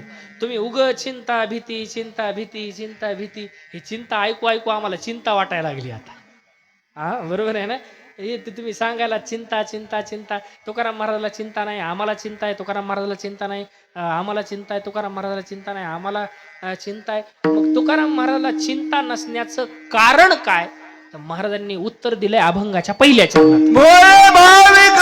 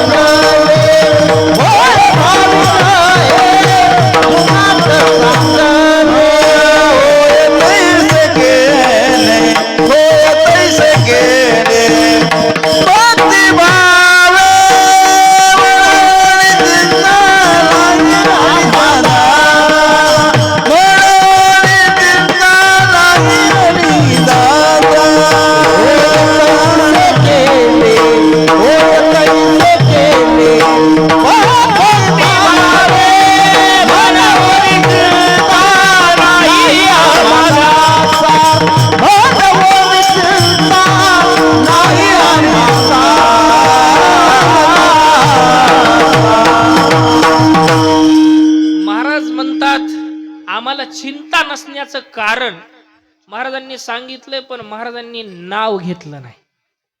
नाव घेतलं नाही. तुकाराम महाराजांचे बरेचसे असे अभंग आप्पा पाहायला मिळते ना आपल्याला. आपण गाथा ज्ञानेश्वरी नीट तशी वाचत नाहीत, अभ्यासाच्या दृष्टीने वाचत नाहीत. म्हणून ज्याला वाचायचंय त्यानं गाथा वाचला पाहिजे. ज्याला वाचायचंय त्यानं गाथा वाचला पाहिजे. ज्याला वाचायचंच नाही त्यानं वाचलंही नाही पाहिजे. बरोबर आहे ना माझं बोलणं. ज्याला वाचायचंय त्यानं ज्ञानेश्वरी वाचावी. ज्याला वाचायचंय त्यानं गाथा वाचावा. जो वाचणार नाही गाथा, जो वाचणार नाही गाथा, त्याला खावं लागतील संसाराच्या. आणि जो वाचीन गाथा त्याचा ठिकाण्यावर राहील माथा. म्हणून ज्ञानेश्वरी आणि गाथा हे आपले ग्रंथ आहेत. वैकुंठवासी प्रातस्मरणीय मामासाहेब दांडेकर असं म्हणायचे, महाराष्ट्रामध्ये जन्माला येऊन जर गाथा ज्ञानेश्वरी न वाचता मेला तर त्याचं जन्माला येणं निरर्थक आहे. महाराष्ट्रामध्ये जन्माला येऊन जर गाथा आणि ज्ञानेश्वरी न वाचता एखादा माणूस मेला तर जन्माला येणं त्याचं काय आहे? निरर्थक आहे. म्हणून महाराष्ट्रामध्ये जन्माला आला त्यानं गाथा आणि ज्ञानेश्वरी वाचून वाचावी ज्ञानेश्वरी, डोळा पाहावी पंढरी, डोळा पाहावी पंढरी, डोळा पाहावी पंढरी. वाचावी ज्ञानेश्वरी, डोळा पाहावी पंढरी, डोळा पाहावी पंढरी, डोळा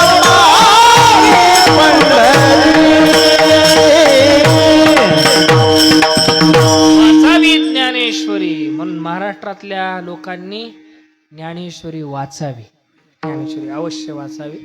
गाथा चांगला वाचत नाही. गाथ्यामध्ये आपल्याला पाहायला मिळेल, गाथ्यामध्ये बरेचसे असे अभंग आहेत. तुकाराम महाराजांनी देवाचं नाव घेतलं नाही पण देव कसाही हे सांगितलं. नाही प्रतिज्ञा मात्रेण वस्तुसिद्धी किंतु लक्षणम प्रमाणाभ्याम. वस्तूची सिद्धी ही त्याच्या लक्षणाने होत असते. तुकाराम महाराजांनी या पहिल्या चरणामध्ये माझी चिंता, मला चिंता नसण्याचं कारण आहे देव, पण देवाचं नाव घेतलं नाही. देवाची लक्षणं सांगितलीत. काय लक्षणं सांगितली? देव कसा आहे? देव भोळा आहे. कसा आहे? देव कसा आहे? भोळा आहे. पहिला शब्द आहे भोळे, दुसरा शब्द आहे भाविक, तिसरा शब्द आहे जुनाट, चौथा शब्द चांगले आणि पाचवा होय तैसे केले भक्तिभावी. पहिल्या पूर्वार्धामध्ये 4 लक्षणं सांगितले देव कसा आहे आणि उत्तरार्धामध्ये 1 लक्षण सांगितले. 5 लक्षणं तुकाराम महाराजांनी देवाचे सांगितले. देव कसा आहे? देव भोळा आहे. वा, आली का नाही पंचायत? देव भोळा. हो, भोळा कोणाला म्हणतात? भोळा म्हणतात कोणाला? भगवान शंकराला सुद्धा काय म्हटलं जातं? हे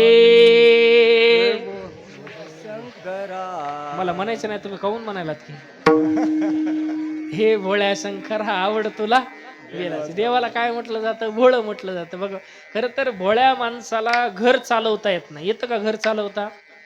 बरं, घरातला कारभार भोळ्या माणसाकडे असतो का हुशार माणसाकडे? कसं आहे शेळगावात?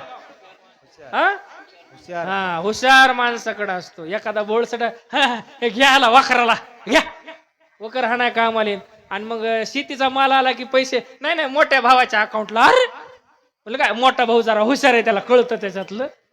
भोळ्या माणसाच्या हातात व्यवहार दिला जातो का हो? नाही नाही नाही नाही, त्याच्याकडून कामच करून घेतलं जातं. नेक्स्ट सांगू का? भोळा माणूस हा देवाला फार आवडत असतो. बर, फार आवडत असतो. पण महाराज म्हणतात तुका म्हणे भोळा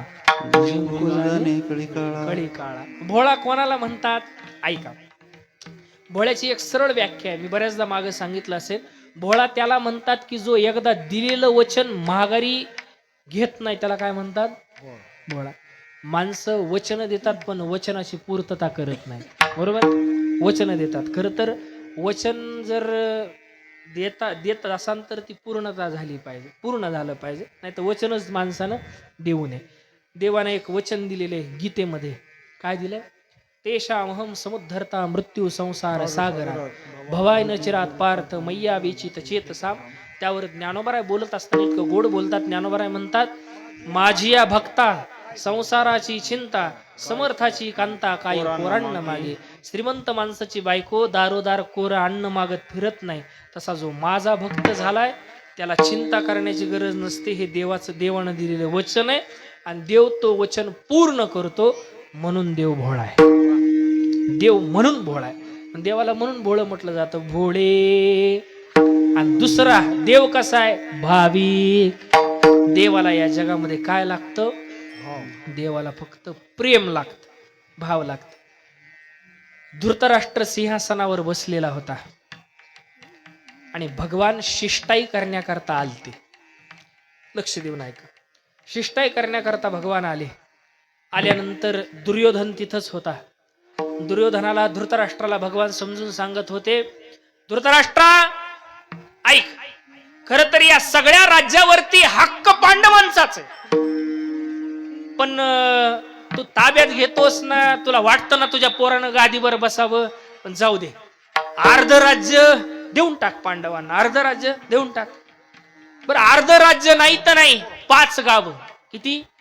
5 गाव. एक गाव नकुलाला, एक गाव सहदेवाला, एक गाव भीमाला, एक गाव अर्जुनाला, एक गाव धर्मराज युधिष्ठिराला देऊन टाक. माझ्या शब्दाच्या बाहेर हे पांडव नाहीयेत. मी सांगितलं ना हे ऐकावं लागेल, तर पांडव ऐकतील. माझं ऐक, एवढे 5 गाव देऊन टाक.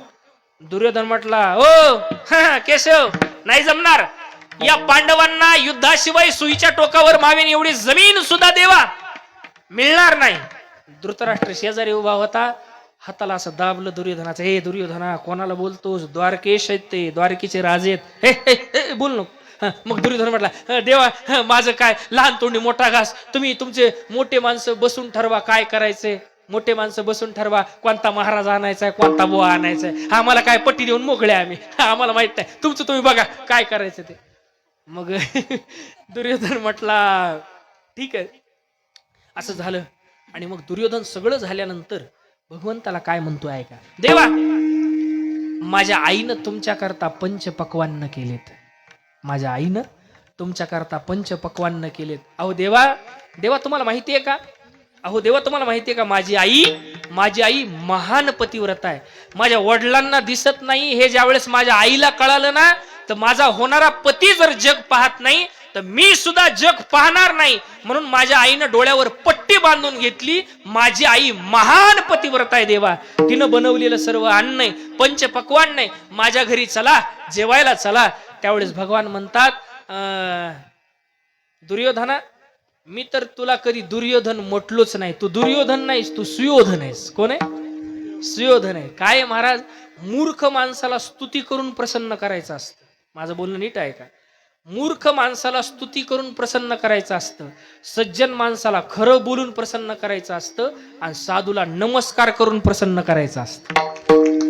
दृष्ट माणसाला थोडी स्तुती केली, ते हरभऱ्याच्या झाडावर चढतयच महाराज. चढता येत नाही पण चढतय ते. कोण? दुर्जन. आणि सज्जन माणसाला खरं बोललेलं आवडत असतं. भलेही ते कटू असू द्या, भलेही ते न पटणारा असू द्या, पण काही माणसं खरं बोलतात महाराज. आणि एक सांगू, जी लोक 12 वर्ष खरं बोलतात, जी लोक 12 वर्ष खरं बोलतात, त्यांनी 12 वर्षानंतर जे बोलेन ते खरं होत असतं. खरं बोलणं हे तप आहे. खरे बोले तरी फुकासाठी जोडे हरी, फुकासाठी जोडे हरी, फुकासाठी जोडे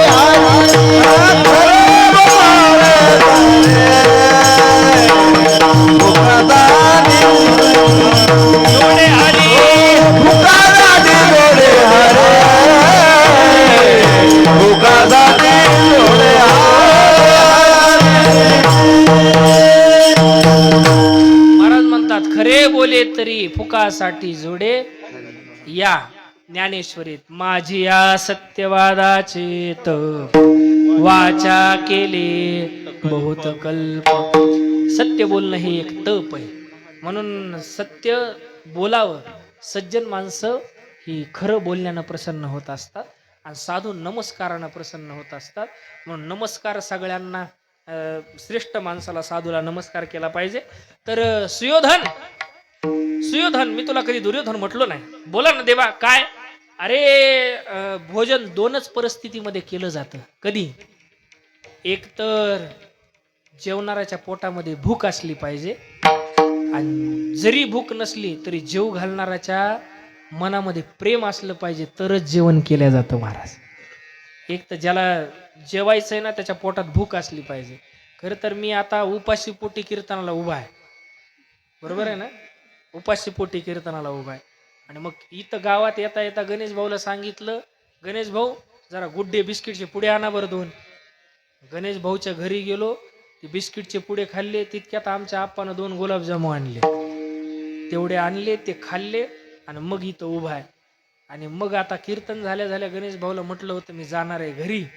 ते गणेश भाऊ म्हटले नाही नाही, त्यांच्या आईला थांबवलं, पिठलं करायला लावलंय आणि आता गेल्या गेल्या चपात्या टाकून जेवायला बसायचं. आता एवढी भूक नाहीये, पण गणेश भाऊचं प्रेम आहे. भूक जरी नसली तरी प्रेम माणसाला जेवायला लावत असतं मायबाप. असं इथपर्यंत जरी आलं तरी असा हाताला धरतो माणूस, नाही नाही नाही चला चला 2 घास तुम्हाला खावंच लागतील. तुम्ही म्हणता मग तो गावातून तुम्हाला कोणी विचारलं नाही का जेवायला कसं करायचं महाराज, गावात कीर्तन आहे? मला 2 फोन आलते, पण मी म्हणलं होतं मी जेवूनच येतो, पण एका कार्यक्रमाला गेल्यामुळे वेळ झाला आणि मग येण्याकरता उशीर झाला. मला माझं पुराण सांगत बसायचं नाही. जेवण 2च परिस्थितीमध्ये केलं जातं. एक तर जेवणाऱ्याच्या पोटामध्ये भूक असली पाहिजे, आणि जेव घालणाऱ्याच्या मनामध्ये काय असलं पाहिजे? प्रेम असलं पाहिजे, भाव असला पाहिजे. तर भगवान म्हणतात, सुयोधना माझ्याही पोटात भूक नाही, आणि जाऊ दे तुझ्याही अंतकरणात प्रेम नाही. फक्त वर बोलतोस तू, नाही नाही जाऊ दे. मला विदुर काकाच्या घरी आधीच आमंत्रण दिलेलं आहे. दुर्योधन म्हटला, द्वारकेश तुम्हाला माहितीये का आजकाल महामंत्री नाहीयेत विदुर काका. अहो विदुर काका कुठं राहतात माहितीये का तुम्हाला? म्हणजे हो, केळीच्या वनामध्ये राहतात. देवा तुम्ही तिथं जाणार आहे? नाहीतर विदुर काकाचा जो बंगला आहे, जे महल आहे, ते दुर्योधनाच्या शेजारी होतं. 2 नंबरचं महल आहे विदुर काकाचं होतं, 2 नंबरचं.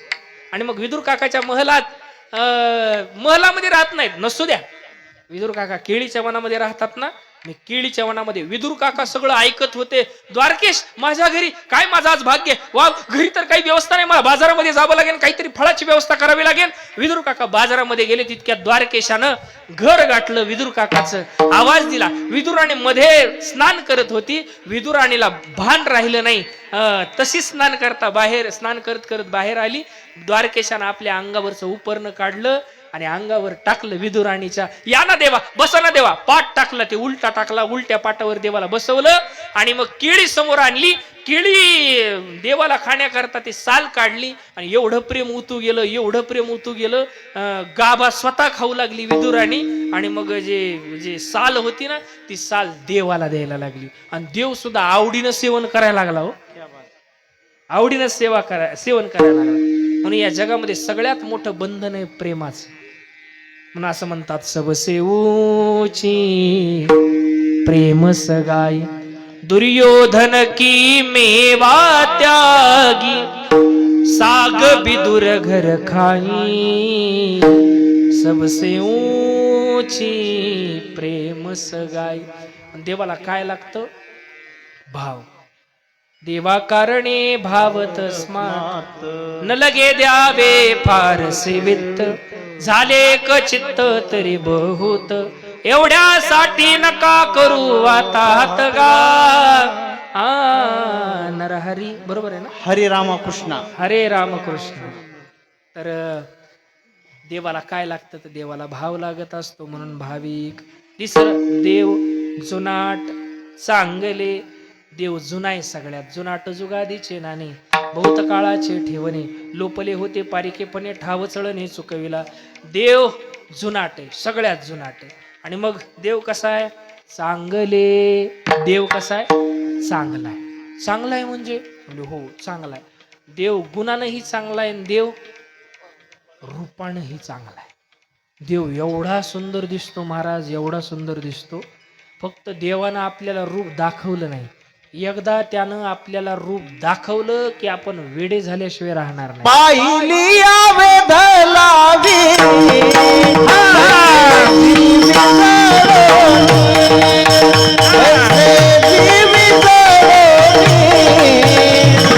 पैसे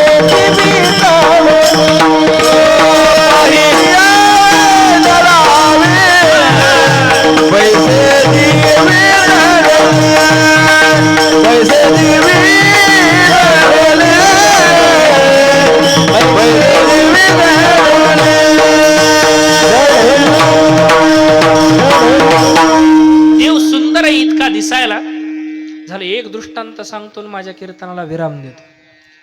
वृंदावनाच्या जवळ एक करौली नावाचं गाव आहे आणि त्या करौली नावाच्या गावामध्ये एक मुस्लिम समाजामध्ये जन्माला आलेले कालेखा त्यांचं नाव काय? कालेखा.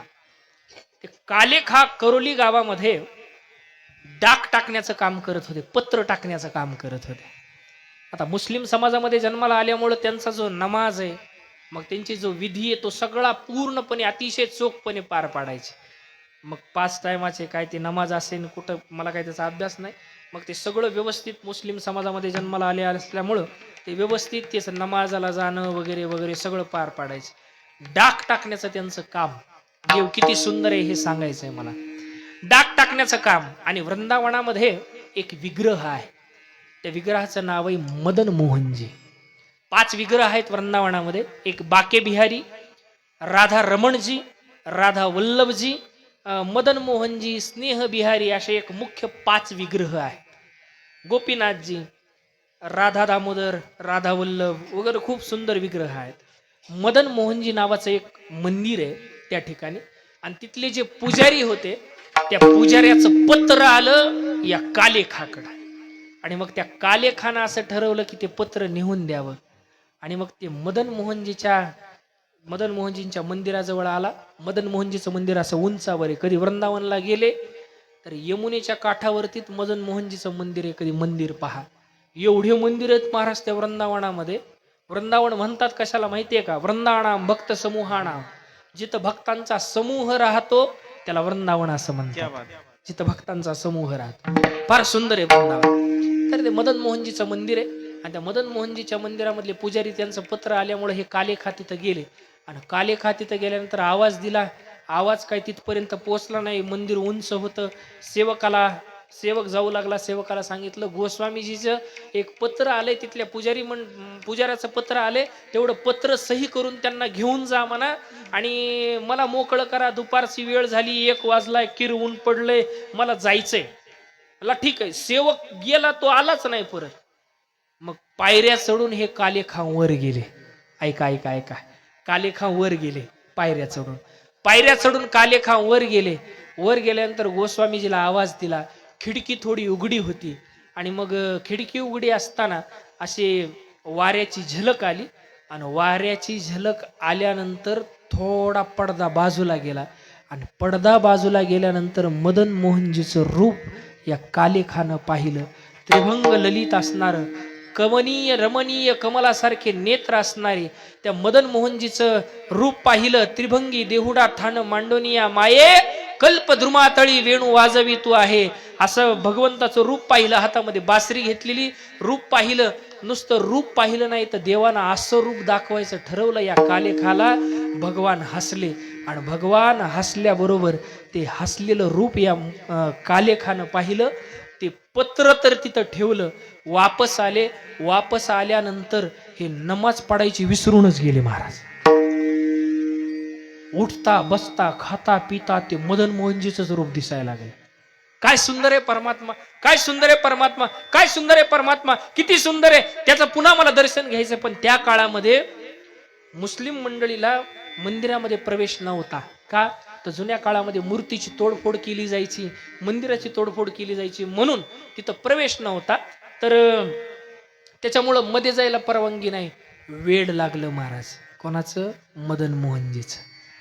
मुस्लिम समाजामध्ये जन्माला आलेले साधू ज्यांचं नाव आहे कालेखा. करौली या गावामध्ये आणखी सुद्धा समाधी आहे त्यांची. वृंदावनात अनेक मुस्लिम साधू झालेत. एकाचं नाव आहे रसखान, एकाचं नाव आहे ताजखा. हे देवानं रूप दाखवलेली ही सगळी साधू मंडळी. त्या कालेखाला राहावेना मग त्यानं उपोषण धरलं. जसं तुकाराम महाराजांनी देवानं दर्शन द्यावं याच्याकरता भामचंद्रा उपोषण धरलं, तसं या कालेखानं उपोषण धरलं. आणि मग रात्रीचा भोग लावण्याकरता, त्याला उत्तर प्रदेशामध्ये बंटा भोग म्हणतात. बंटा भोग, रात्रीचा जो भोग आहे त्याला बंटा भोग म्हटलं जातं. तो बंटा भोग लावण्याकरता गोस्वामीजीने ती थाळी ठेवली. देवानं मदन मोहनजीचं रूप टाकून दिलं. एका लहान पोराचं रूप धारण केलं. आणि माझा कालेखा उपाशी दर्शन त्याला झालं नाही म्हणून मग ते भगवान रात्रीचं ते थाळी घेऊन आले. आणि मग कालेखानं काय ओळखलं नाही.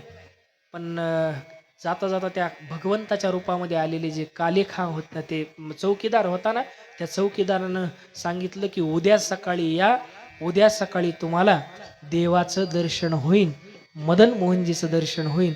आणि रात्री गोस्वामीजीला सांगितलं की मी त्याच्याकरता भोग नेलाय, माझा भक्त 3 दिवस झालं उपाशी आहे, त्याला त्याच्या पोटामध्ये एकही अन्नाचा कण नव्हता, मी त्याला जीव घातलंय, तो जर ताट घेऊन आला तर त्याला काही म्हणू नका, त्याला दर्शन करायला द्या.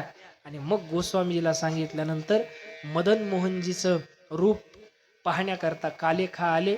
गोस्वामीजीनं स्वागत केलं कालेखाचं, कालेखाला दर्शन करवलं आणि कालेखानं आपलं जीवन परिसमाप्त केलं. देवाच्या दर्शनानं, देवाचं दर्शन कालेखाला झालं. देव एवढा सुंदर आहे दिसायला, फक्त तो आपलं रूप दाखवत नाही. एकदा रूप दाखवलं की माणसाचं मन वेड झाल्याशिवाय राहत नाही. एवढा परमात्मा चांगला आहे. म्हणून चांगले बोळे भाविक हे जुनाट चांगले, होय तैसे केले भक्ती भावे, म्हणून चिंता नाही आम्हा दासा, न भिऊ गर्भवासा, जन्म घेता विठोबा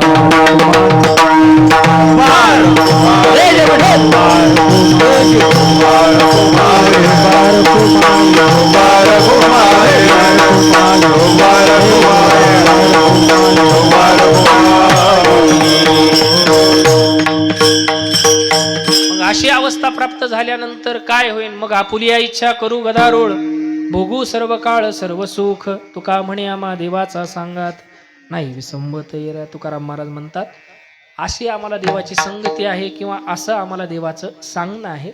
देवाला आम्ही विसरायला तयार नाही, तर आम्हाला देव विसरायला तयार नाही.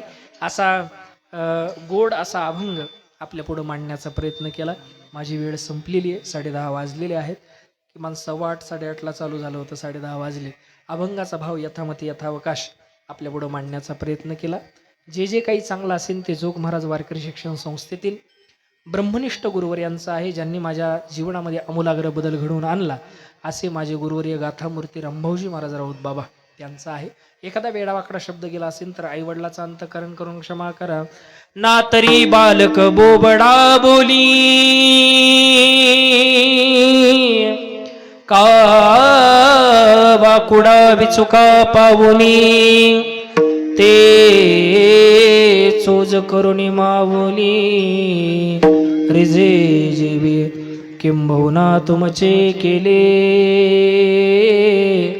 धर्म कीर्तन हे सिद्धी नेले, तेत माझे जीवरले पायिक पण, पायाच्या प्रसादे काही बोलिलो विनोदे, मज क्षमा करणे संती, नवे अंगीभूत युक्ते ज्ञानेश्वर ज्ञानराज माऊली ज्ञानेश्वर माऊली, ज्ञानेश्वर माऊली, ज्ञानेश्वर माऊली.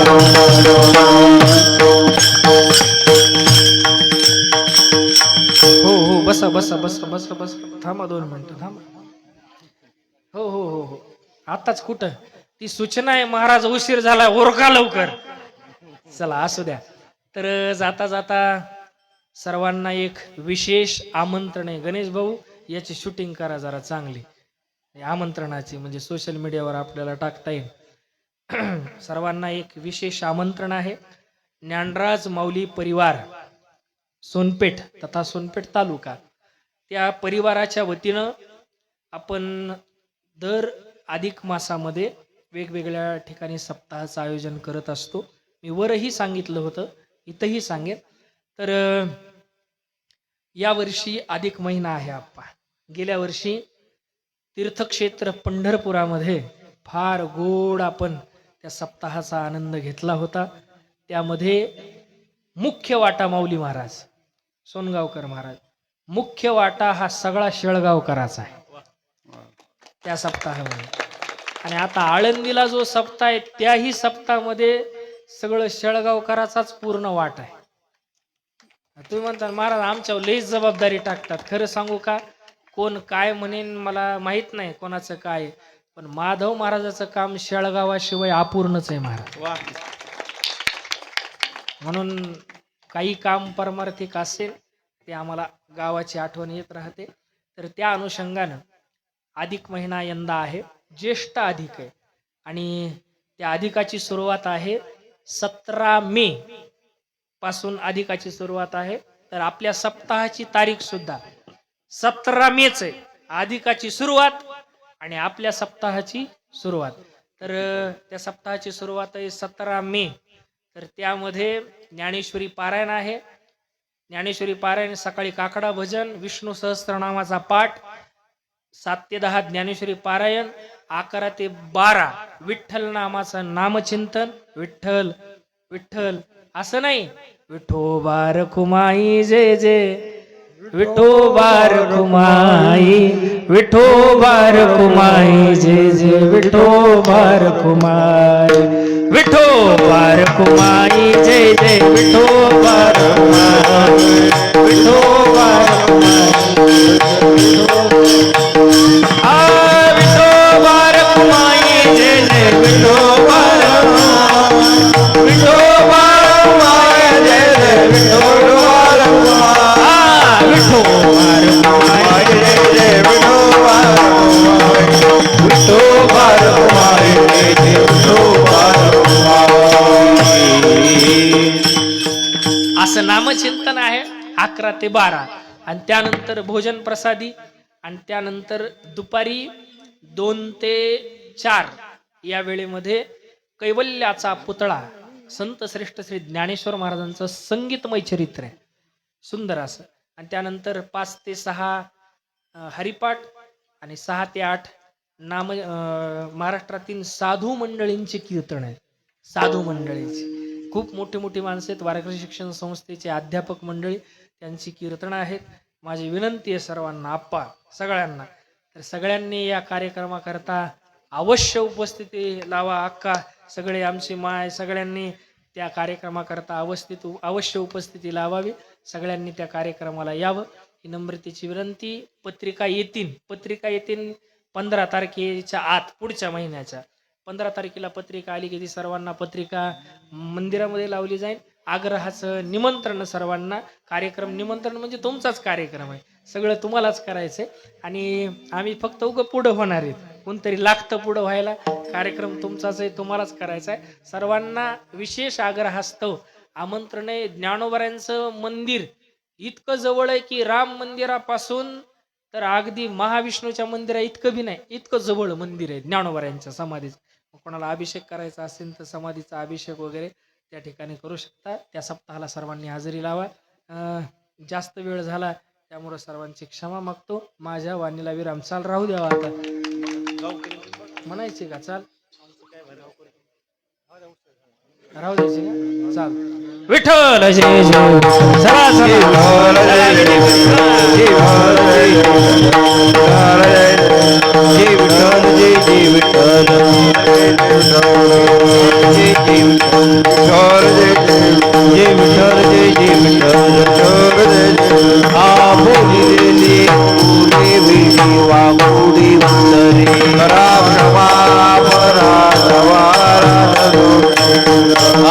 नाही विचारिला अधिकार व्यापुला तुका म्हणी ज्ञानेश्वरा राखा पाया पैकी करा ज्ञानदेव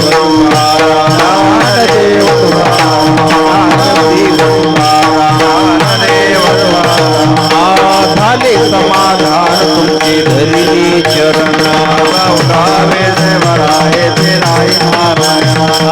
दुर्वाडी कपनी सापडली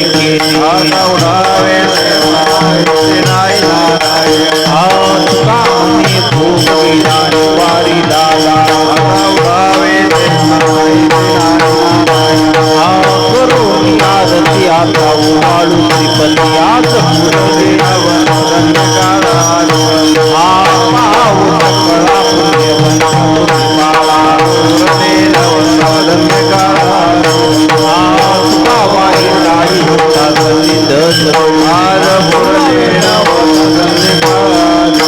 प्रेम प्रेम आरती गोविंदा देव धन्य धन्य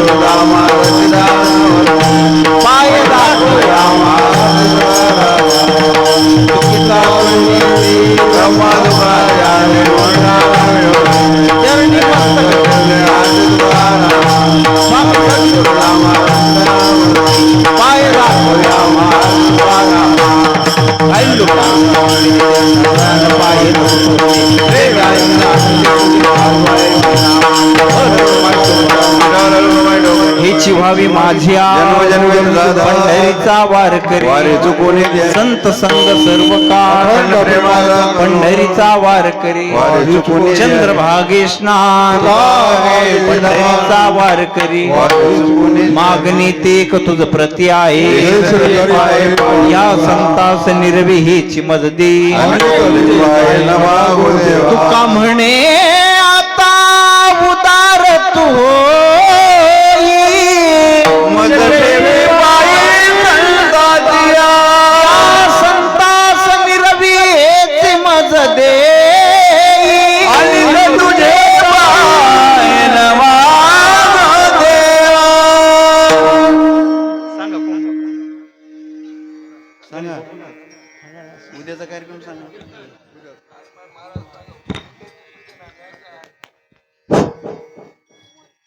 श्री रामनवमी महोत्सवानिमित्त आयोजित अखंड हरिनाम सप्ताह तिसऱ्या दिवसाची कीर्तन सेवा श्री हबप्पा माधव महाराज कुरे यांनी अत्यंत प्रभावीपणे पार पाडली. यावेळी महाराजांनी चिंता भीती या विषयावर मार्गदर्शन करीत उपस्थित भाविकांना आपल्यांना महत्वाचा संदेश दिला. यावेळी तुकाराम महाराजांचा अभंग घेत भोळे भाविक हे जुनाट चांगले होय तैसे केले भक्ती भावे म्हणून ये चिंता नाही आम्हा दासा. खरंच शेळगावकर येथील मंडळीला कशाची चिंता नाही का 4 वाजल्यापासून ते 12 वाजेपर्यंत सारखं भगवंताचंच नाव आहे. कशाची चिंता आणि कशाची भीती आहे का? कोणती चिंता आणि भीती नाही. कारण इथं आलेल्या सर्व भाविक भक्तांनी हा भार श्री महाविष्णूच्या चरणी अर्पण केलेला आहे. रात्रंदिवस सारखे सारखे सप्ते भीती नाही काय नाही. शेतातले काम धंदे चक सोडून इथं नाही का धार्मिक कार्यक्रमात उपस्थित आहेत. महाराजांनी चिंता व भीती या विषयावर सखोल मार्गदर्शन केले. धन्यवाद महाराज तुमचे. उद्याचे कार्यक्रम सकाळी 4 ते 6 काकडा भजन, 6 ते 7 विष्णू सहस्त्रनाम, 7 ते 11 श्री ग्रंथराज ज्ञानेश्वरी पारायण, 12 ते 1 गाथा भजन, तसेच 1 ते 4 श्री रामकथा, 5 ते 6 हरिपाठ, 7 ते 8 ते 10 कीर्तन. उद्याचे कीर्तनकार आहेत श्री हरिभक्त पारायण अमोल महाराज गोरे शेळगावकर. आजचे अन्नदाते होते श्री सकारामजी मुलगीर. धन्यवाद. उद्याचे उद्या एकादशी आहे. उद्याचे अन्नदाते आहेत श्री दत्तरावजी थोपटे.